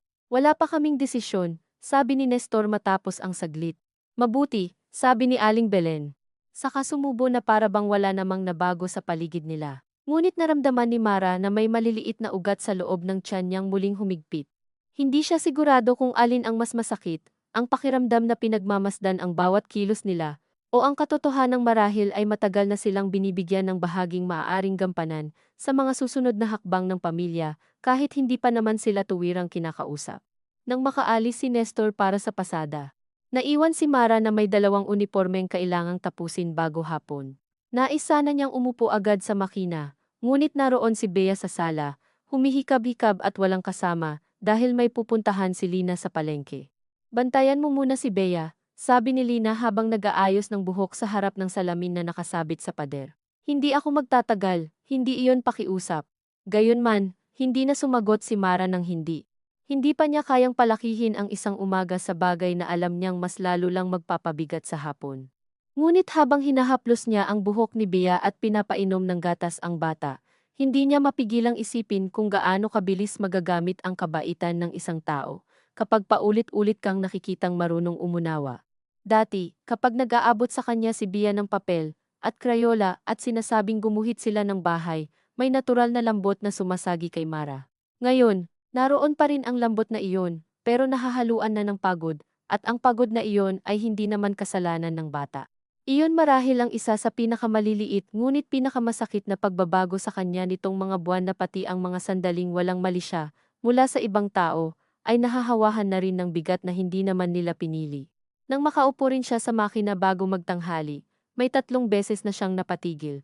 Una nang tawagin ni Aling Belen para tulungan sa pag-aangat ng sako ng bigas, ikalawa nang ibalik ni Joel ang baso sa tabi mismo ng paa niya, at sabihing pakihugasan na rin daw. Ikatlo nang bumalik si Lina at magpahaging. Ay, hindi pa rin pala tapos. Akala ko ba deadline? Wala sa mga iyon ang malaki. Iyon ang mismong dahilan kung bakit nakalalason. Kung isang malinaw na pambabastos sana, may pangalang maibibigay, may posisyong maipagtatanggol. Ngunit ang mga maliliit na sabit na iyon ay laging dumadating sa sukat na madaling itanggi, madaling baliktarin, madaling sabihing masyado lang siyang maramdamin. Pagdating ng hapon, dala ni Mara ang 3, tapos na uniforme kay Tita Nena. Hindi niya sinabi sa bahay na lalabas siya sandali. Nagpaalam lang siya kay Bea at iniwan sa kusina ang kalahating hiwang sayote para malinaw na babalik din naman siya. Sa bahay ni Tita Nena, tila iba ang oras. Mabagal doon sa paraang hindi mainipin. At sa tunog ng makina ng matanda, may kasamang ritmo na hindi nagmamadaling tapusin ang isang buhay, isang damit, isang araw. Maayos, sabi ni Tita Nena nang makita ang tahi. May kamay ka rito. Inabutan siya ng kaunting bayad at isang plastik na may pandesal. Kumain ka muna. Naupo si Mara sa bangkito malapit sa bintana, at doon, nang walang planong magsalita ng higit sa kailangan, bigla na lang siyang nagsabi, parang gusto na po kaming paalisin sa bahay. Hindi mahaba ang paliwanag. Hindi rin niya kinuwento ang lahat. Ngunit sa simpleng pagbitaw ng pangungusap, may kung anong lumuwag sa dibdib niya, kasabay ng hiya na marahil ay hindi talaga niya gustong marinig ng iba ang katotohanan iyon, kung hindi lamang siya sobrang pagod.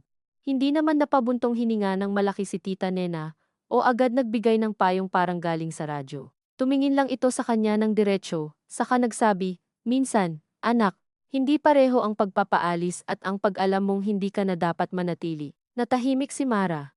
Hindi niya alam kung gusto ba niyang marinig ang ganoong klaseng malinaw na pangungusap, dahil may bahagi sa kanyang hanggang ngayon ay umaasa pa ring baka pwedeng manatili ng may dignidad, baka pwedeng magbago ang timpla ng bahay, baka pwedeng ang mga sinabi at ginawa sa kanya ay mapapagod din balang araw, pero hindi naman po ganoon kadali, sabi niya.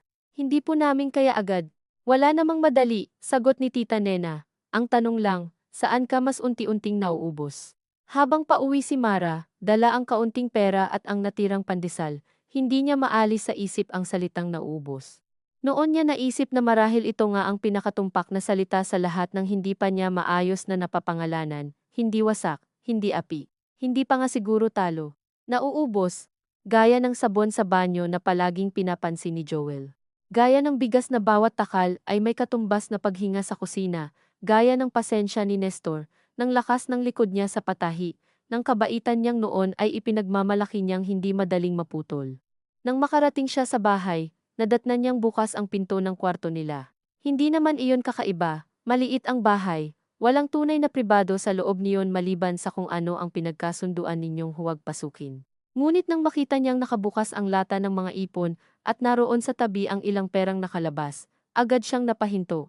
Wala namang nawawala sa unang tingin. Ang mas tumama sa kanya ay ang mismong pagkakahawak sa bagay na inipon niya ng paisa-isa, na para bang kahit sa maliit niyang puwang ng pag-asa, ay may ibang palaging handang sumilip. Lumabas si Aling Belen mula sa kusina na tila hindi naman nagtatago. Binilang ko lang, sabi nito, para alam niyo kung hanggang saan aabot kung sakaling talagang bubukod kayo. Sandaling hindi nakasagot si Mara, ang tono ay halos parang makatwiran, halos parang tumutulong. Ngunit may kung anong kislap ng kahihiyan sa loob niya na hindi niya mapigilang maramdaman. Sana po sinabi niyo muna sa akin, sabi niya sa wakas, para ano, tanong ng matanda. Pera iyan ng mag-asawa, hindi naman kita ninanakawan. Hindi ko naman po sinasabi iyon, ano ang sinasabi mo? Hindi na mainit ang boses nito, iyon ang lalong nakapagpagulo kay Mara. Sapagkat kung galit sana, mas madali. Ngunit ang kahinahunan ni Aling Belen ay may sariling paraan ng paglalagay sa kanya sa posisyong mukhang masama kung igigiit pa niyang mali ang nangyari.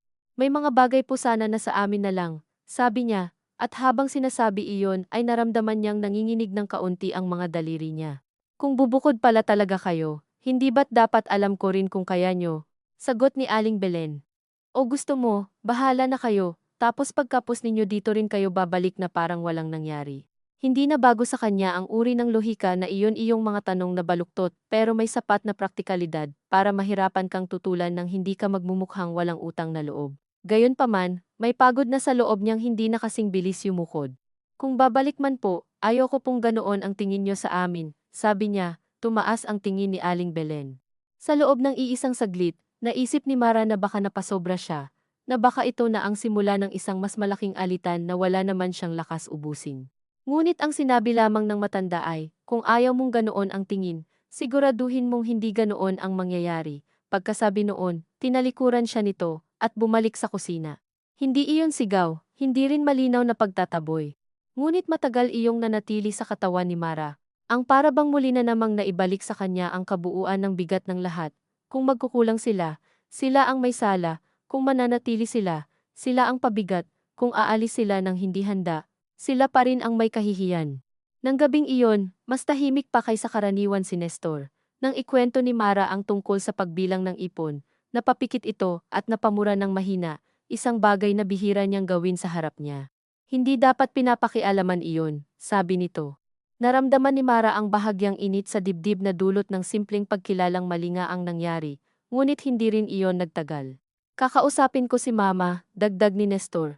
At sa puntong iyon, alam na niyang may dalawang posibleng kahihinatnan lamang, maaaring kausapin nga nito ang ina sa paraang mahinahon, at mauwi sa, nag-aalala lang ako sa inyo. O maaari namang piliin nitong huwag na lang magpalaki ng gulo. Paano mo kakausapin? Tanong niya. Hindi agad nakasagot si Nestor. Ang sagot na wala pa ay sagot na rin. Ayoko nang may dumadampot sa mga gamit natin, sabi ni Mara. Ayoko nang pati pera ko binibilang ng hindi ko alam. Pera natin, mahinang pagtatama ni Nestor. Napatingin siya rito. Hindi naman masama ang ibig sabihin ni Nestor. Alam niyang nais lamang nitong palambutin ang pakiramdam niyang hindi siya nag-iisa. Ngunit sa gabing iyon, may kakaibang kurot sa simpleng pagwawasto. Sapagkat kung pera nila iyon, bakit pakiramdam ni Mara? Siya ang laging kailangang manliit para maunawaan ng lahat kung bakit mahalaga ang maliit niyang iniipon. Oo, pera natin, sabi niya, saka tumahimik. Kinabukasan, hindi na umalis agad si Nestor para sa pasada. Nagkape ito sa kusina ng kasabay si Aling Belen. Nasa may lababo si Mara, naghuhugas ng plato, at kahit hindi siya nakikitingin, dama niya ang pag-iingat ng hangin na para bang alam ng buong bahay na may kakaibang usapan na paparating. Ma, sabi ni Nestor. Kalmado ngunit hindi malambot, huwag niyo naman pong galawin ang mga gamit namin sa kwarto nang hindi sinasabi. Huminto saglit ang tunog ng kutsarita sa tasa. Galit ka ba? Tanong ni Aling Belen, may bahagyang pagtataka na halos nakapagtulak kay Mara na maniwalang baka totoo ngang hindi nito nakikitang may mali sa sarili nitong ginawa. Hindi po, sinasabi ko lang. Pera namin iyon. At anong ginawa ko? Tinangay ko ba? Mula sa gilid ng mata, nakita ni Mara ang pagsikip ng panga ni Nestor. Hindi po iyon ang punto. Ano ang punto? Tanong ng ina, na hindi na ako pwedeng pumasok sa kwarto ng anak ko. Narinig ni Mara sa likod niya ang paglabas ni Joel sa silid. Mabagal ang yabag, marahil sumasagap ng usapan. Nasa sala rin si Lina, tahimik na pinapainom si Bia ng gatas. Ngunit ang katahimikan nito ay hindi pagliban kundi panunood. Ma, wala pong nagsasabing huwag kayong pumasok, sabi ni Nestor. Ang sinasabi ko lang, sabihan niyo kami. Sabihan, ulit ni Aling Belen, at may ngiting bahagya sa sulok ng bibig na hindi tuwa kundi iyong anyong mapait na parang may ipinapakitang kabalintunaan. Noong kayo ang walang-wala, may paalam ba akong hinihingi bago ko kayo pinapakain? Sa likod ng lababo, napahigpit ang hawak ni Mara sa basong hinuhugasan. Hindi siya tumingon. Alam niyang iyon ang eksaktong uri ng pangungusap na kayang tapusin ang anumang matinong pag-uusap. Dahil paano mo tututulan ang taong isinusukli ang mga naging kabutihan niya sa paraang lalabas na utang mong hindi kailanman mabubura? Iba naman po iyon, sabi ni Nestor, ngunit humina na ang boses nito. Hindi iba, putol ni Aling Belen. Pamilya tayo o hindi, kapag may kailangan kayo, nandito kami, kapag kami ang tumingin sa inyo, biglang may boundaries.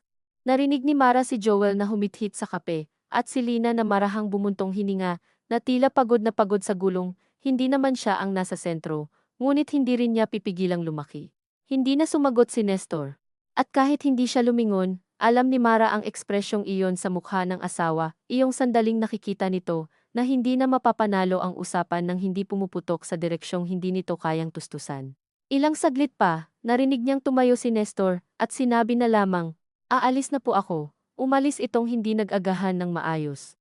Naiwan si Mara sa lababo, basang-basa ang mga kamay, at sa loob niya ay may halong awa kay Nestor, at kirot na hindi niya mapigilang tanggapin, kahit ngayong tinangkanan nitong magsalita. Nagawa pa ring igapos ng ina ang usapan sa utang na loob. Hindi siya nagalit kay Nestor ng araw na iyon. Sa halip, mas malinaw pa niyang nakita kung gaano kahirap tumayo laban sa isang pamilyang matagal nang gumagamit ng sakripisyo bilang huling baraha sa anumang pagtutol. Ngunit ang pagkakaunawang iyon ay hindi naman automatikong nagpapagaan. Minsan, ang mas malinaw na pagtingin sa pinagmumulan ng sakit ay lalo lang nagpapakita kung gaano ito kalalim. Sa hapon, dinala ni Mara ang natitirang uniforme kay Tita Nena at, sa hindi gaanong planadong pagkakataon, napadpad silang dalawa sa likod bahay kung saan nakatambak ang ilang lumang makina. Ito ang sinasabi kong second hand, sabi ng matanda, tinatapik ang isang makinang maayos pa ang pedal, kahit bakbak na ang pintura.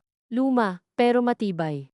Hinaplos ni Mara ang bakal at nadama niya ang kakaibang panginginig, na para bang ang isang bagay na dati iniisip lang niyang malayong posibilidad ay biglang nagkaroon ng hugis at bigat. Magkano po? Tanong niya. Sinabi ni Tita Nena ang halaga. Hindi iyon imposible, ngunit hindi rin maliit, sapat para maisip ni Mara na kung magtutuloy-tuloy ang patahi, at kung madaragdagan pa, baka kaya nga nila, hindi bukas, hindi agad, ngunit hindi na rin kasing layo ng dati. Sa pag-uwi niya, nadatnan niyang nakaupo si Nestor sa labas ng kwarto, hawak ang isang lumang notebook at lapis. Maaga ka? Tanong niya. Tumigil muna ako, sagot nito. May pagod sa mukha nito, ngunit may kakaibang kapanatagan ding hindi niya agad mawari. May nakausap ako sa terminal, may kilala raw siyang nagpapaupa sa may talipapa. Isang kwarto, may hiwalay na metro. Umupo si Mara sa tabi niya. Ilang araw pa lang nilang iniikot sa isip ang posibleng pagbukod, ngunit sa simpleng pagbanggit ni Nestor ng konkretong lugar, biglang naging mas totoo ang lahat, at dahil dito, mas sabay dumating ang gaan at takot. Magkano raw? Tanong niya. Sinabi ni Nestor ang halaga. Tahimik siyang nagbilang sa isip. Halos kakayanin, kung tuloy-tuloy ang pasada, kung tuloy-tuloy ang patahi, kung walang biglang may masakit ng ngipin, kung walang kailangang bayaran sa papel ng lupa, kung walang kahit anong di inaasahan sa madaling salita. Kakayanin kung magiging mabait ang buhay, sa paraang bihira naman nitong gawin sa mahihirap. Ngunit sa gitna ng mga kung, may naramdaman siyang bahagyang pag-angat sa dibdib. Hindi dahil sigurado na, kundi dahil sa wakas, may anyo na ang kinabukasan, na hindi lamang pag-ikot sa parehong kusina at parehong pagsasawalang kibo. Sa mga sumunod na araw, hindi pa rin nila ibinunyag ng tuluyan ang mga plano, ngunit may mga bagay na nagsimulang lumihis. Mas maingat si Mara sa pagtabi ng bayad sa uniforme. Mas maingat din si Nestor sa paggastos sa sigarilyo at sa meriendang dati hindi na nito binibilang. Sa gabi, habang tahimik ang bahay, nag-uusap sila sa mababang boses tungkol sa mga batayang pangangailangan na parang binubuo nila mula sa himpapawid ang isang buhay na hindi pa nila nahahawakan. Timba, kalan, banig, lalagyan ng tubig, tabo, kurtinang hindi manipis ang tela. Minsan, habang nagsasalita si Nestor tungkol sa posibleng upa, napapansin ni Mara na hindi na puro pag-iwas ang tono nito.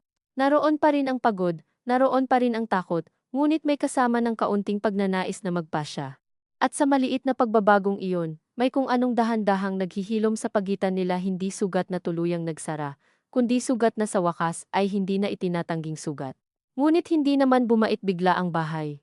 Sa katunayan, nang mapansing marahil ni Aling Belen na mas tahimik ngunit mas buo ang kilos ng mag-asawa, lalo nitong pinatibay ang pagiging maingat. At ang pag-iingat na iyon ay may anyo ng mga banal na pangungusap na mas masakit minsan kaysa tuwirang paninisi. Sayang naman kung aalis kayo ng hindi pa handa, maririnig ni Mara habang naghihiwa ng bawang. Ang hirap kapag hiwalay ang mag-asawang walang sapat na pundasyon. maririnig niya minsan mula kay Lina, kunwari general observation lang habang nagtutupi ng damit. Si Joel na may paulit-ulit ang biro tungkol sa renta at kuryente, na para bang sabik itong makita kung gaano katagal bago sila muling bumalik ng dehado, hindi na pinapatulan ni Mara ang karamihan sa mga iyon. Ngunit ang hindi pagpapatol ay hindi ibig sabihing hindi na nasasaktan. Ang kaibahan lamang, hindi na niya agad isinusumbat sa sarili ang sakit na nararamdaman. Minsan, kapag sumasakit ang dibdib niya pagkatapos ng isang munting komento, hindi na niya sinasabing baka sobra lang siya. Mas madalas na niyang kilalaning, hindi, masakit talaga iyon, at ang pagkilala pa lang na iyon ay tila maliit na piraso ng lupaing dati wala siya. Isang linggo ng hapon, matapos ang misa, naupo silang mag-asawa sa likod ng simbahan, kung saan may kaunting lilim at amoy kandila na nahalo sa alikabok.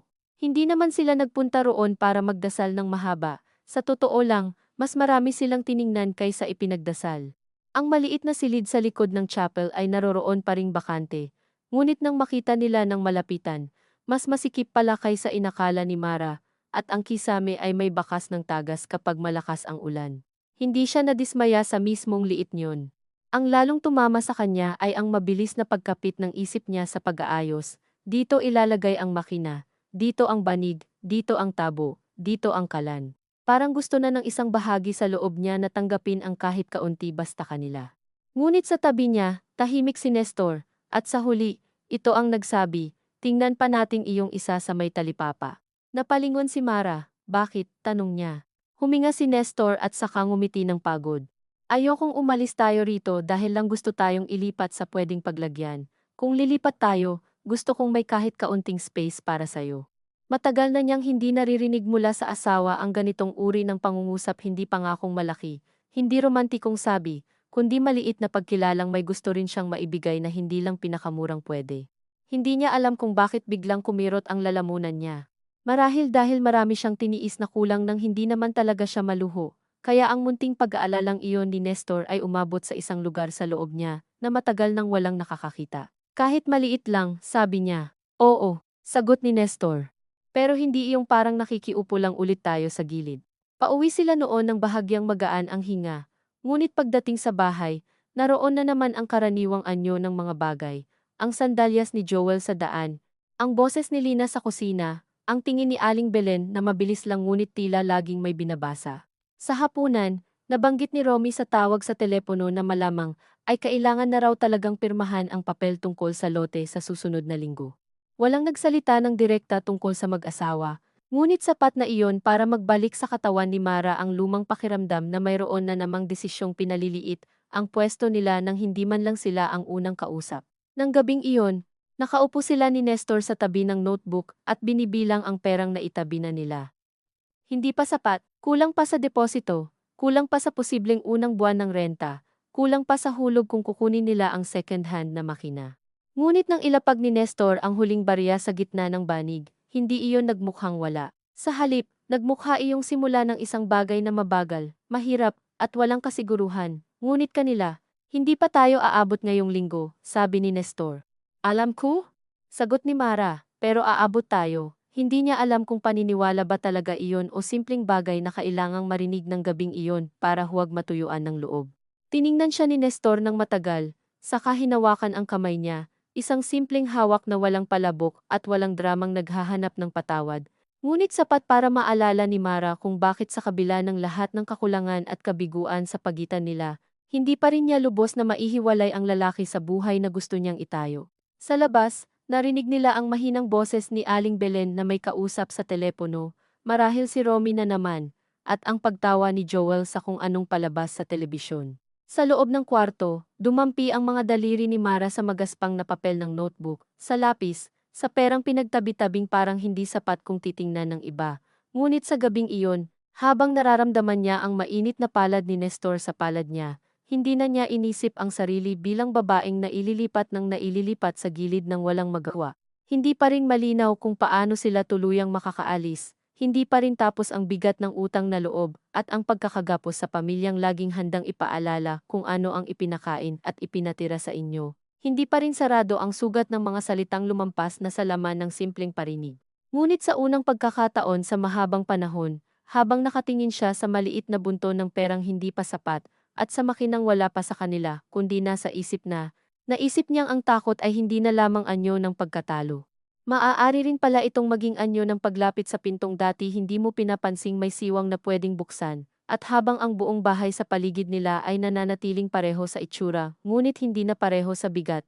Unti-unting naunawaan ni Mara na may mga pag-alis na nagsisimula hindi sa araw ng mismong paglisan, kundi sa gabing una mong pinaniwalaan ang sarili mong may karapatan kang hindi manatili kung ang natitira na lang sa pananatili ay ang dahan-dahang pagkapudpod ng kung sino ka. Iyon ang hindi agad na sagot ni Mara, kahit sa sarili niya sa mga sumunod na araw, hindi dahil hindi niya alam ang ibig sabihin ng tanong, kundi dahil ngayon lamang niya tunay na naramdaman ang bigat ng sagot kapag hindi na ito simpleng salita para sa tahimik na pagdurusa, kundi panukat na ng mga pasyang kailangan ng gawin. Sa bahay, nanatili ang mga dating tunog ang paghampas ng tsinelas ni Joel sa sahig, ang boses ni Lina na laging tila abala kahit kapag nakaupo lang. Ang ubo ni Aling Belen tuwing umaga bago mag-init ng tubig, ang telebisyong bukas ng matagal kahit walang tunay na nanonood, ngunit hindi na pareho ang pakiramdam ni Mara sa loob ng mga iyon. Hindi pa rin magaan. Hindi rin siya biglang naging matapang sa paraang hindi na nasasaktan. Ang nangyari lamang, unti-unti, ang mga bagay na dati agad niyang isinasaloob bilang patunay ng sarili niyang kakulangan ay nagsimulang bumalik sa tunay nilang hugis, isang pangmamaliit ay pangmamaliit, isang pakikialam ay pakikialam. Isang kabutihang laging isinusukli bilang utang ay hindi na buo kung kabutihan pa bang maituturing. Sa isang umaga na halos kapareho ng maraming umagang nauna rito, naabutan niyang nagkakape si Aling Belen sa mesa, habang binubuklat ang maliit na notebook kung saan minsang nagtatala ng mga bilihin sa bahay. Hindi naman iyon kay Mara, ngunit sa ganoong mga simpleng tanawin ay may paraan ng magising ang kanyang katawan sa pag-iingat. Naglatag siya ng tasa para kay Nestor, at nagsimulang magprito ng itlog, nang marinig niyang sinabi ng matanda, hindi nakatingin sa kanya, kung may mapagpapasahan ka pa ng mga tinatahi, mas mabuti. Para hindi puro salita ang plano niyo. Maaaring sa ibang araw ay pinili niyang intindihin iyo bilang praktikal na payo, ngunit ng araw na iyon, may pagod ng hindi na kayang magkunwaring hindi alam ang talim ng tono. Naghahanap po ako, sagot niya, mahinahon. Hindi naman po ako nagpapabaya. Sana nga, sabi ni Aling Belen, hindi na nagdagdag. Ngunit sapat na ang dalawang salitang iyon para magdikit sa dibdib ni Mara buong maghapon. Nang makaalis si Nestor para sa pasada, hindi na niya hinintay ang anumang iba pang utos mula sa bahay.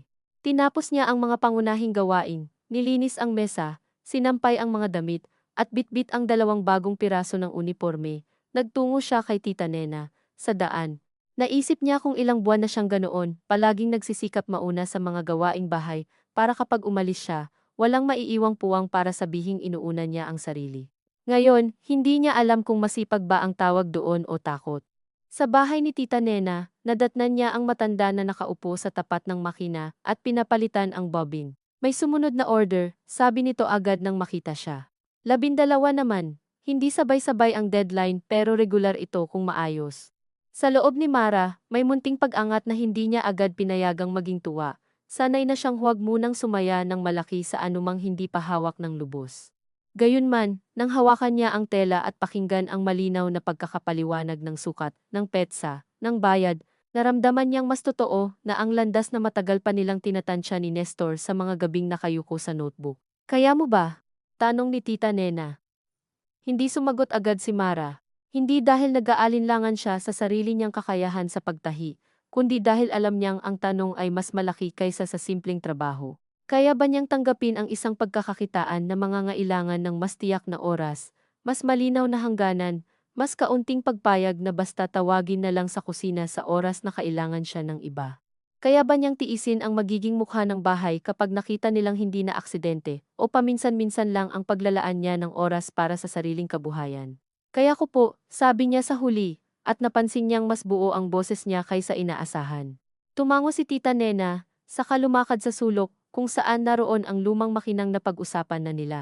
Pwede mo nang simulang hulugan ito kapag handa na kayo, hindi ko naman ipagdadamot sa iba, pero kung gusto mo, sasabihin ko munang may nakatingin na, sa simpleng alok na iyon, may kung anong kumirot sa lalamunan ni Mara.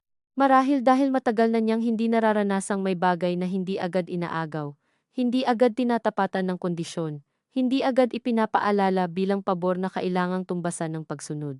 Salamat po, sabi niya, at sa pagkakataong iyon ay hindi iyon automatikong pagsagot ng babaeng sana'y magpasalamat sa kaunting ibinabagsak sa kanya. May tunay na init sa loob ng salita, kasama ang hiya sa sariling halos maluha dahil lamang sa isang makinang luma. Pag-uwi niya, nakita niyang naroroon si Joel sa may pintuan, nakasandal at nagse-cellphone. Busy girl, sabi nito nang makita ang dala niyang tela. Hindi siya tumigil sa paglakad, may trabaho kasi, sagot niya. Uy, may sagot, sabi ni Joel, ngumisi. Baka pag kumikita na, hindi na marunong tumingin sa pinanggalingan. Huminto siya sandali, hindi upang patulan ang buong biro, kundi dahil sa salitang pinanggalingan. Napakabilis talaga nitong gamitin ng mga tao, kapag gusto nilang ikadena ka sa pwestong komportable sila para sa'yo. Tinitingnan ko naman, sabi niya, kaya nga gusto kong makaalis doon sa hindi na tama. Hindi niya alam kung saan nanggaling ang lakas para sabihing ganoon. Hindi rin niya iyon pinaghandaan. Ngunit pagkasabi niya, nakita niyang nawala ng kaunti ang ngisi sa mukha ni Joel. Napalitan ng bahagyang pagtataka ng taong hindi sanay marinig mula sa iyo ang wika na hindi na nakikiayon sa kanya. Hindi na ito sumagot. Pumasok si Mara sa kwarto at doon niya lamang naramdaman ang mabilis na tibok ng puso niya. Hindi iyon tagumpay. Sa totoo lang, may kasunod agad itong kaba at ang lumang takot na baka lumaki na naman ang lahat dahil sa isang pangungusap na dapat sanay nilunok na lang niya. Ngunit kasabay niyon, may kakaibang pakiramdam din ng katatagan, na para bang may maliit na bahagi sa katawan niyang matagal nang natutong laging umurong ang unang pagkakataong hindi agad na paatras. Nang gabing iyon, kinuwento niya kay Nestor ang tungkol sa susunod na order at sa posibilidad ng paghuhulog sa makina. Matagal itong nakinig, saka ibinaba ang lapis na hawak. Kung ganoon, sabi nito, pwede na tayong magsimula sa deposito sa talipapa. Tahimik na napatingin si Mara sa notebook. Naroon ang mga halagang paulit-ulit na nilang kinuwenta at binura. Naroon ang listahan ng timba, kalan, kutsara, plato, at iba pang napakasimpleng bagay na sa ibang bahay ay hindi na iniisip dahil naroon na lang palagi. Ngunit sa mga gaya nila, kailangan pang bagtasin bilang magkakahiwalay na kahilingan sa buhay. Kulang pa, sabi niya. Kaunti na lang, sagot ni Nestor. May naitabi ako nitong nakaraang 2 araw. Tiningnan siya ni Mara. Hindi ito madalas maglihim ng malaking bagay, ngunit matagal na ring hindi nito ipinapakita ang maliit na pagsisikap nang walang kasamang paliwanag o pangako na baka hindi rin matupad. Hindi ko sinabi agad kasi ayokong maudlot na naman sa kung ano, dagdag nito, pero gusto kong subukan na ngayon. Hindi man tumakbo ang tuwa sa loob ni Mara, naramdaman niya ang dahan-dahang paglambot ng isang lugar na matagal nang laging nakahanda sa pangangambang mauwi na naman sa wala ang lahat. Talaga? Tanong niya. At napangiti siya ng kaunti pagkasabi noon, dahil tunog na tunog siyang batang ayaw pang maniwala sa iniaalok na candy hanggang hindi nakikita. Natawa ng mahina si Nestor, pagod pero may kaunting liwanag sa mukha. Talaga. Kinabukasan, nagtungo sila sa talipapa sa tanghaling, hindi pa mainit ng lubos. Maliit ang silid, mas maaliwalas kaysa sa likod ng chapel. May hiwalay ngang metro at bintanang hindi kalakihan ngunit sapat para lumabas ang amoy ng mantika at tela kung sakali. May lamat ang isang sulok ng dingding at masikip ang pasilyo papunta sa CR sa labas, ngunit nang tumayo si Mara sa gitna ng silid at tumingin sa bakanteng espasyo, hindi niya unang nakita ang sikip kundi ang posibilidad. Dito pwedeng ilagay ang makina, dito ang banig, dito ang kahon ng mga sinulid, dito, marahil, ang tasa niyang maaari na niyang ipuwesto kung saan niya gustong hindi kailangang manghula sa ibig sabihin ng lahat. Hindi perpekto. Hindi rin iyon ang uri ng lugar na ikakatuwang ipagmalaki sa iba, ngunit wala ring bahagi sa kanya ang naghahangad ng makinis na simula. Ang gusto lamang niya ay isang puwang na kapag binuksan niya ang lata ng ipon, ay hindi niya iisiping baka may ibang nagbilang bago siya. Pwede na, sabi niya. Tumingin si Nestor sa kanya, waring sinusukat kung sinasabi lang ba niya iyon para gumaan ang loob nilang pareho. Sigurado ka? Oo, sagot niya. At sa pagkakataong ito, alam niyang totoo. Hindi dahil ito ang pinakamaganda, kundi dahil ito na ang sapat para hindi na manatili kung saan dahan-dahan siyang nababawasan. Nagbigay sila ng maliit na reservation fee at pinangako ang sa loob ng ilang araw ay maibibigay ang deposito. Pauwi, mas tahimik si Nestor kaysa karaniwan. Akala ni Mara noong una ay nagsisisi ito o natatakot na sa numerong kakabit ng desisyong ginawa nila. Ngunit nang sumakay sila sa tricycle at tumama sa mukha nila ang hangin mula sa kalsadang maalikabok, sinabi nito, "Pasensya na kung ngayon lang." Hindi na niya tinanong kung alin ang tinutukoy kung ang pagkalipat, ang pagpanig, ang pagsasalita, o ang pagkilala sa lahat ng bagay na matagal niyang pinapasan ng mag-isa sa loob ng isip. Ngayon lang din naman ako nakaabot dito, sagot niya, at iyon ang totoo sa paraang hindi niya kailangang palambutin. Hindi si Nestor lamang ang nahuli, siya rin. Maraming buwan din niyang inakala na ang pagiging mabait at matiisin ay sapat ng paraan upang unti-unting tanggapin siya sa pamilyang iyon, at ngayong nakikita na niyang hindi. Hindi naman niya maipipilit sa sariling dapat noon pa niya alam. Ang mga babae, naisip niya, ay madalas tinuturuan hindi lamang magmahal at magbigay, kundi maghintay ng mas matagal. Kaysa makatarungan bago amining may mga bahay na hindi talaga nagbubukas para sa kanila, kahit gaano sila kalinis magwalis sa sahig niyon. Nang sabihin nila kay Aling Belen ng gabing iyon na nakapagbigay na sila ng reservation fee, at malamang ay makalipat sa loob ng 1 linggo, walang malakas na reaksyong dumating. Iyon pa nga marahil ang mas nakapagpigil sa hininga ni Mara. Inayos lamang ng matanda ang pagkakasandal ng sandok sa mangkok, at sinabing, kung iyan ang tingin niyo na mabuti, hindi iyon basbas. Hindi rin pagbabawal. Ang mukha ni Lina ay may halong pagkamaang at hindi maipintang damdamin. Tila gusto nitong magsabi ng kung ano, ngunit pinili ring wag nang buksan. Si Joel lamang ang hindi nakapagtago. Huwag sana kayong pabalik-balik, sabi nito, tumatawang paurong. Sa pagkakataong ito, si Nestor ang unang sumagot, wala namang balak. Hindi mataas ang boses, ngunit may tahimik na tigas na nagpatahimik sa kapatid. Naroon si Mara sa tabi niya, tangan ang plato ni Bea nakakahugas pa lamang, at sa maikling sandaling iyon, may pakiramdam siyang hindi na lubos mag-isa, sa loob ng kuwartong iyon, kahit wala pa silang nalilipatan. Gayunman, hindi naging magaan ang mga sumunod na araw ng paghahanda. Sa kabaligtaran, mas lumitaw ang mga luma ng pilay ng samahan. Si Aling Belen ay naging abala sa mga praktikal na bagay, ilang plato ang kanila, alin ang nahiram lang noon sa kasal ni Romy, anong timba ang pwedeng dalhin, at alin ang mananatili dahil pag-aari ng bahay. Sa ganitong mga usapan, napakahirap humawak sa dignidad, dahil sa huli, kailangan mong amining totoo ngang wala kayong masyadong pag-aari, hindi sumiklab si Mara. Tahimik niya lamang tinanggap ang paghiwa-hiwalay ng mga gamit, ngunit sa bawat kutsarang hindi pala kanila, sa bawat basahang hindi pwedeng dalhin, sa bawat gamit na parang ipinahihiwatig sa kanilang mula pa sa simula, ay hindi naman talaga sila nakabuo ng sariling unit sa loob ng bahay, may maliliit na kirot na muling dumaan sa kanya. Sa isang hapon, nadatnan niyang nililigpit ni Aling Belen ang mga lumang lalagyan sa estante at pinagpipilian kung alin ang maaari nilang kunin. Ito na lang, sabi ng matanda, iniaabot ang 2 plastik na garapon na bahagyang naninilaw na. Hindi naman na namin ginagamit. Inabot iyon ni Mara, at hindi alam kung ano ang nararapat maramdaman pasasalamat ba, kahihiyan, o iyong pagod na kabisado na niya sa mga alok na laging may kaunting tapik sa ulo ng taong tatanggap. Sa huli, ang sinabi niya lamang ay, salamat po, hindi iyon pagsuko, hindi ring buong kapatawaran. Isa lang iyong pagkilalang kahit sa relasyong nabiyak, na sa maraming maliliit na paraan, may mga kilos pa ring hindi kayang lagyan ng iisang pangalan lang. Nang sabihin ni Tita Nena na maaari na nilang dalhin ang makina basta maibigay ang unang hulog, halos hindi makapaniwala si Mara sa bilis ng tibok ng puso niya habang pinapahiran niya ng lumang basahan ang bakbak na bakal. Dumating si Nestor upang tumulong sa pagbubuhat, at habang magkasama nilang dinadala ang makina paakyat ng pedicab, natanaw niya ang sarili niyang refleksyon sa salamin ng isang saradong tindahan. Pawisan, bahagyang gusot ang buhok, payat kaysa dati. Ngunit may kakaibang tuwid sa tindig na matagal niya nang hindi napapansin. Hindi iyon postura ng panalo, mas malapit iyon sa tindig ng isang taong pagod na pagod ngunit sa wakas ay may direksiyong nilalakaran kahit mabagal. Ang paglipat nila ay hindi malinis na eksena. Walang mga kapitbahay na nakangiting tumutulong, walang mahahabang pamamaalam, walang himalang lumambot ng lubos ang puso ng lahat sa huling sandali. May ilang kahon ng damit, 2 banig, ang lumang lata ng ipon, ilang plato at kutsara, ang makinang halos sambahin ni Mara sa pag-iingat, at ang katahimikan ng mga taong alam na hindi ito simpleng pag-alis lamang, kundi pag-amin na hindi na pwedeng bumalik sa dating ayos ang lahat. Si Bea lang ang tila tunay na nalungkot. Yumakap ito kay Mara sa may pintuan at sinabing, babalik ka. Napangiti si Mara ng malungkot at hinaplos ang buhok ng bata. Bibisita ako, sabi niya. Hindi niya alam kung gaano kadalas o kailan. Ngunit iyon ang pinakamalapit na totoo sa sandaling iyon.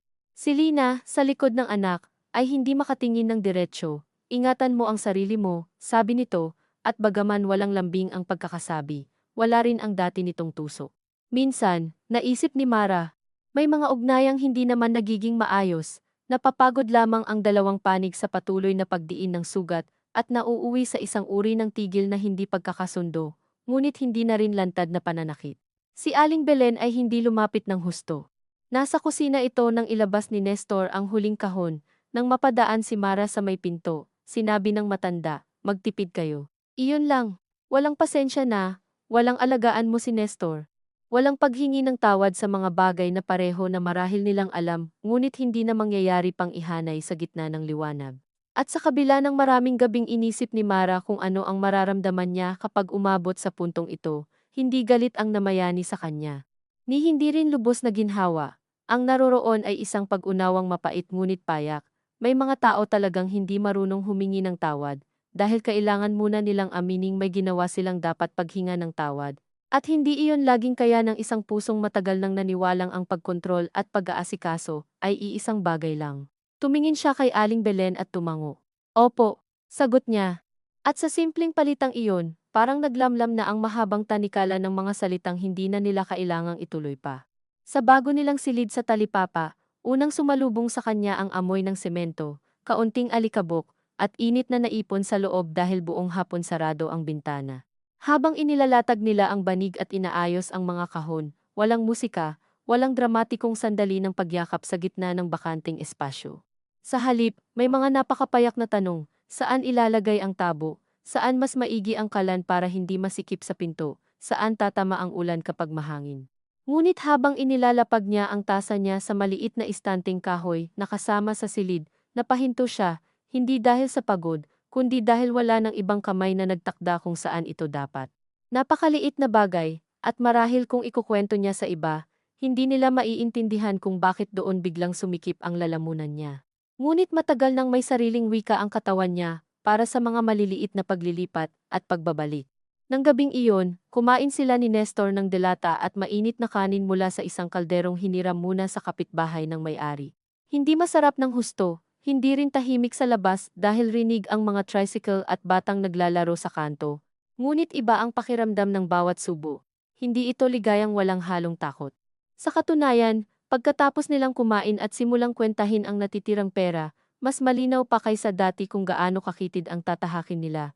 Renta sa katapusan ng buwan, hulog sa makina, bigas, pamasahe, posibleng pagkasira ng gulong, panibagong order na dapat hindi mapalpak. Ngunit sa lahat ng iyon, wala ang dati ng palaging kasama ang pakiramdam na bawat paghinga ay maaaring gamitin ng iba bilang sukatan kung karapat-dapat ka pang manatili. Natatakot ka? Tanong ni Nestor habang inaayos ang barya sa ibabaw ng kahon na pansamantala nilang mesa. Oo, sagot niya, at natawa siya ng kaunti sa bilis ng pag-amin. Ikaw? Oo rin, sabi nito. Hindi sila nagtawanan ng malaki. Hindi rin nila pinilit gawing magaan ang takot. Umupo lang sila sa tabi ng makina at sa bintanang kalahating bukas, pumapasok ang hangin na may dalang amoy ng pritong isda mula sa kalapit na bahay. Maya-maya, hinawakan ni Nestor ang kamay niya at sinabi, hindi ko alam kung magiging sapat ako palagi. Matagal bago sumagot si Mara. Hindi dahil hindi niya alam ang sasabihin, kundi dahil sa loob ng maraming buwan, ito marahil ang pinakaunang pangungusap ng asawa niya na hindi nagtatago sa likod ng pag-iwas o paliwanag. Hindi rin naman ako, sabi niya. Pero mas kaya ko nang kulang tayo dito, kaysa punong-puno ako roon, pero wala naman akong lugar. Tiningnan siya ni Nestor na para bang may narinig itong bagay na matagal na ring hinahanap ang tamang anyo.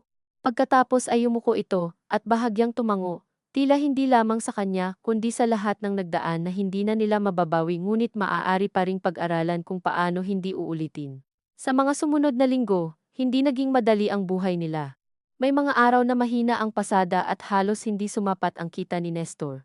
May mga gabing masakit ang likod ni Mara sa pagtahi, at may isang unipormeng kinailangan niyang ulitin dahil mali ang sukat.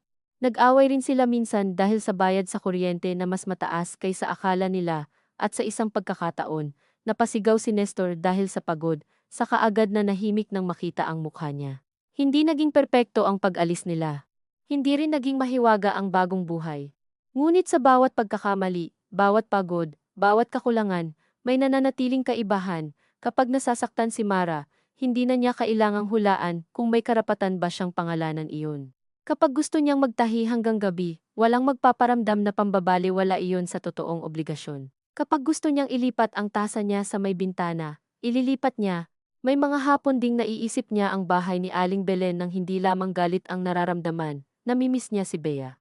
Minsan, kahit ang amoy ng kusina roon at ang ugong ng telebisyon ay biglang sumusulpot sa alaala na may kasamang lungkot na hindi naman automatikong nangangahulugang gusto niyang bumalik. Dahil may mga bagay talagang bahagi ng iyong naging buhay, kahit sila rin ang nagpaliit sa'yo. Isang linggo, matapos ang misa, dumaan sila ni Nestor sa dating bahay upang iabot ang kaunting kakaning binili nila sa plaza. Hindi planado ni Mara na pumasok, ngunit nang buksan ni Bea ang pinto at agad yumakap sa baywang niya, hindi rin niya kinayang manatili sa labas lamang. Hindi marami ang nagbago sa loob, naroon pa rin ang lamesa, ang plastik na may bitak, ang takuring madaling makilala sa hawakan. Ngunit sa pagtapak niya roon, hindi na bumalik ang dating paninikip ng dibdib sa parehong paraan. Marahil dahil alam niyang maaari na rin siyang umalis anumang oras. Si Lina ay naging maayos, halos alanganin. Si Joel ay tahimik, marahil dahil wala na ring gaanong maibubulong sa taong hindi na kayang itali ng bahay. Si Aling Belen ay lumabas mula sa kusina at tinanggap ang kakanin. "Kumusta?" tanong nito. "Ayos naman po," sagot ni Mara. Totoo iyon at hindi iyon kayang bawasan ng katotohanang marami pa rin silang problema. Nagkatinginan sila ng matanda ng ilang segundo. May mga bagay na maaaring sinabi sa pagitan nila kung ibang uri sila ng mga tao, mga bagay tungkol sa hirap, takot, pagiging ina, pagiging manugang, mga anyo ng pagmamahal na nagiging pagkontrol kapag hindi marunong mawalan ng hawak. Ngunit wala ni isa sa kanila ang nagsalita ng ganoon. Sa halip, sinabi lamang ni Aling Belen, "Mahirap sa umpisa." "Opo," sagot ni Mara. Wala nang sumunod. Ngunit habang nakaupo siya sandali sa dulo ng mesa, at pinapanood si Bea na isinusubo ang kakanin nang may sobrang tuwa. Naisip niyang marahil hindi lahat ng sugat ay kailangang maghilom sa paraang may malinaw na pag-amin at paghingi ng tawad. May mga sugat ding ang kaya lamang ay tumigil sa pagdurugo kapag inilayo mo ang katawan mo sa bagay na paulit-ulit na kumikiskis dito.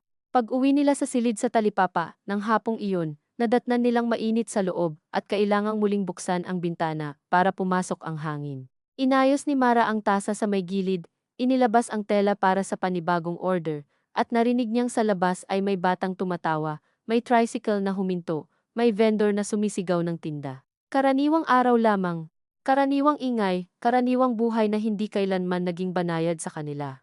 Ngunit habang pinapasok niya ang sinulid sa karayom at naramdaman ang pamilyar na pagtutok ng katawan sa gawaing kaya niyang hawakan, may tahimik na bagay na unti-unting umupo sa loob niya, hindi saya sa anyo ng pagtatapos, hindi kapanatagan na wala nang magiging problema, kundi isang mas simpleng bagay na matagal na niyang halos nalimutan ang pakiramdam. Ang hindi na kailangang lumiit para lamang magkasya.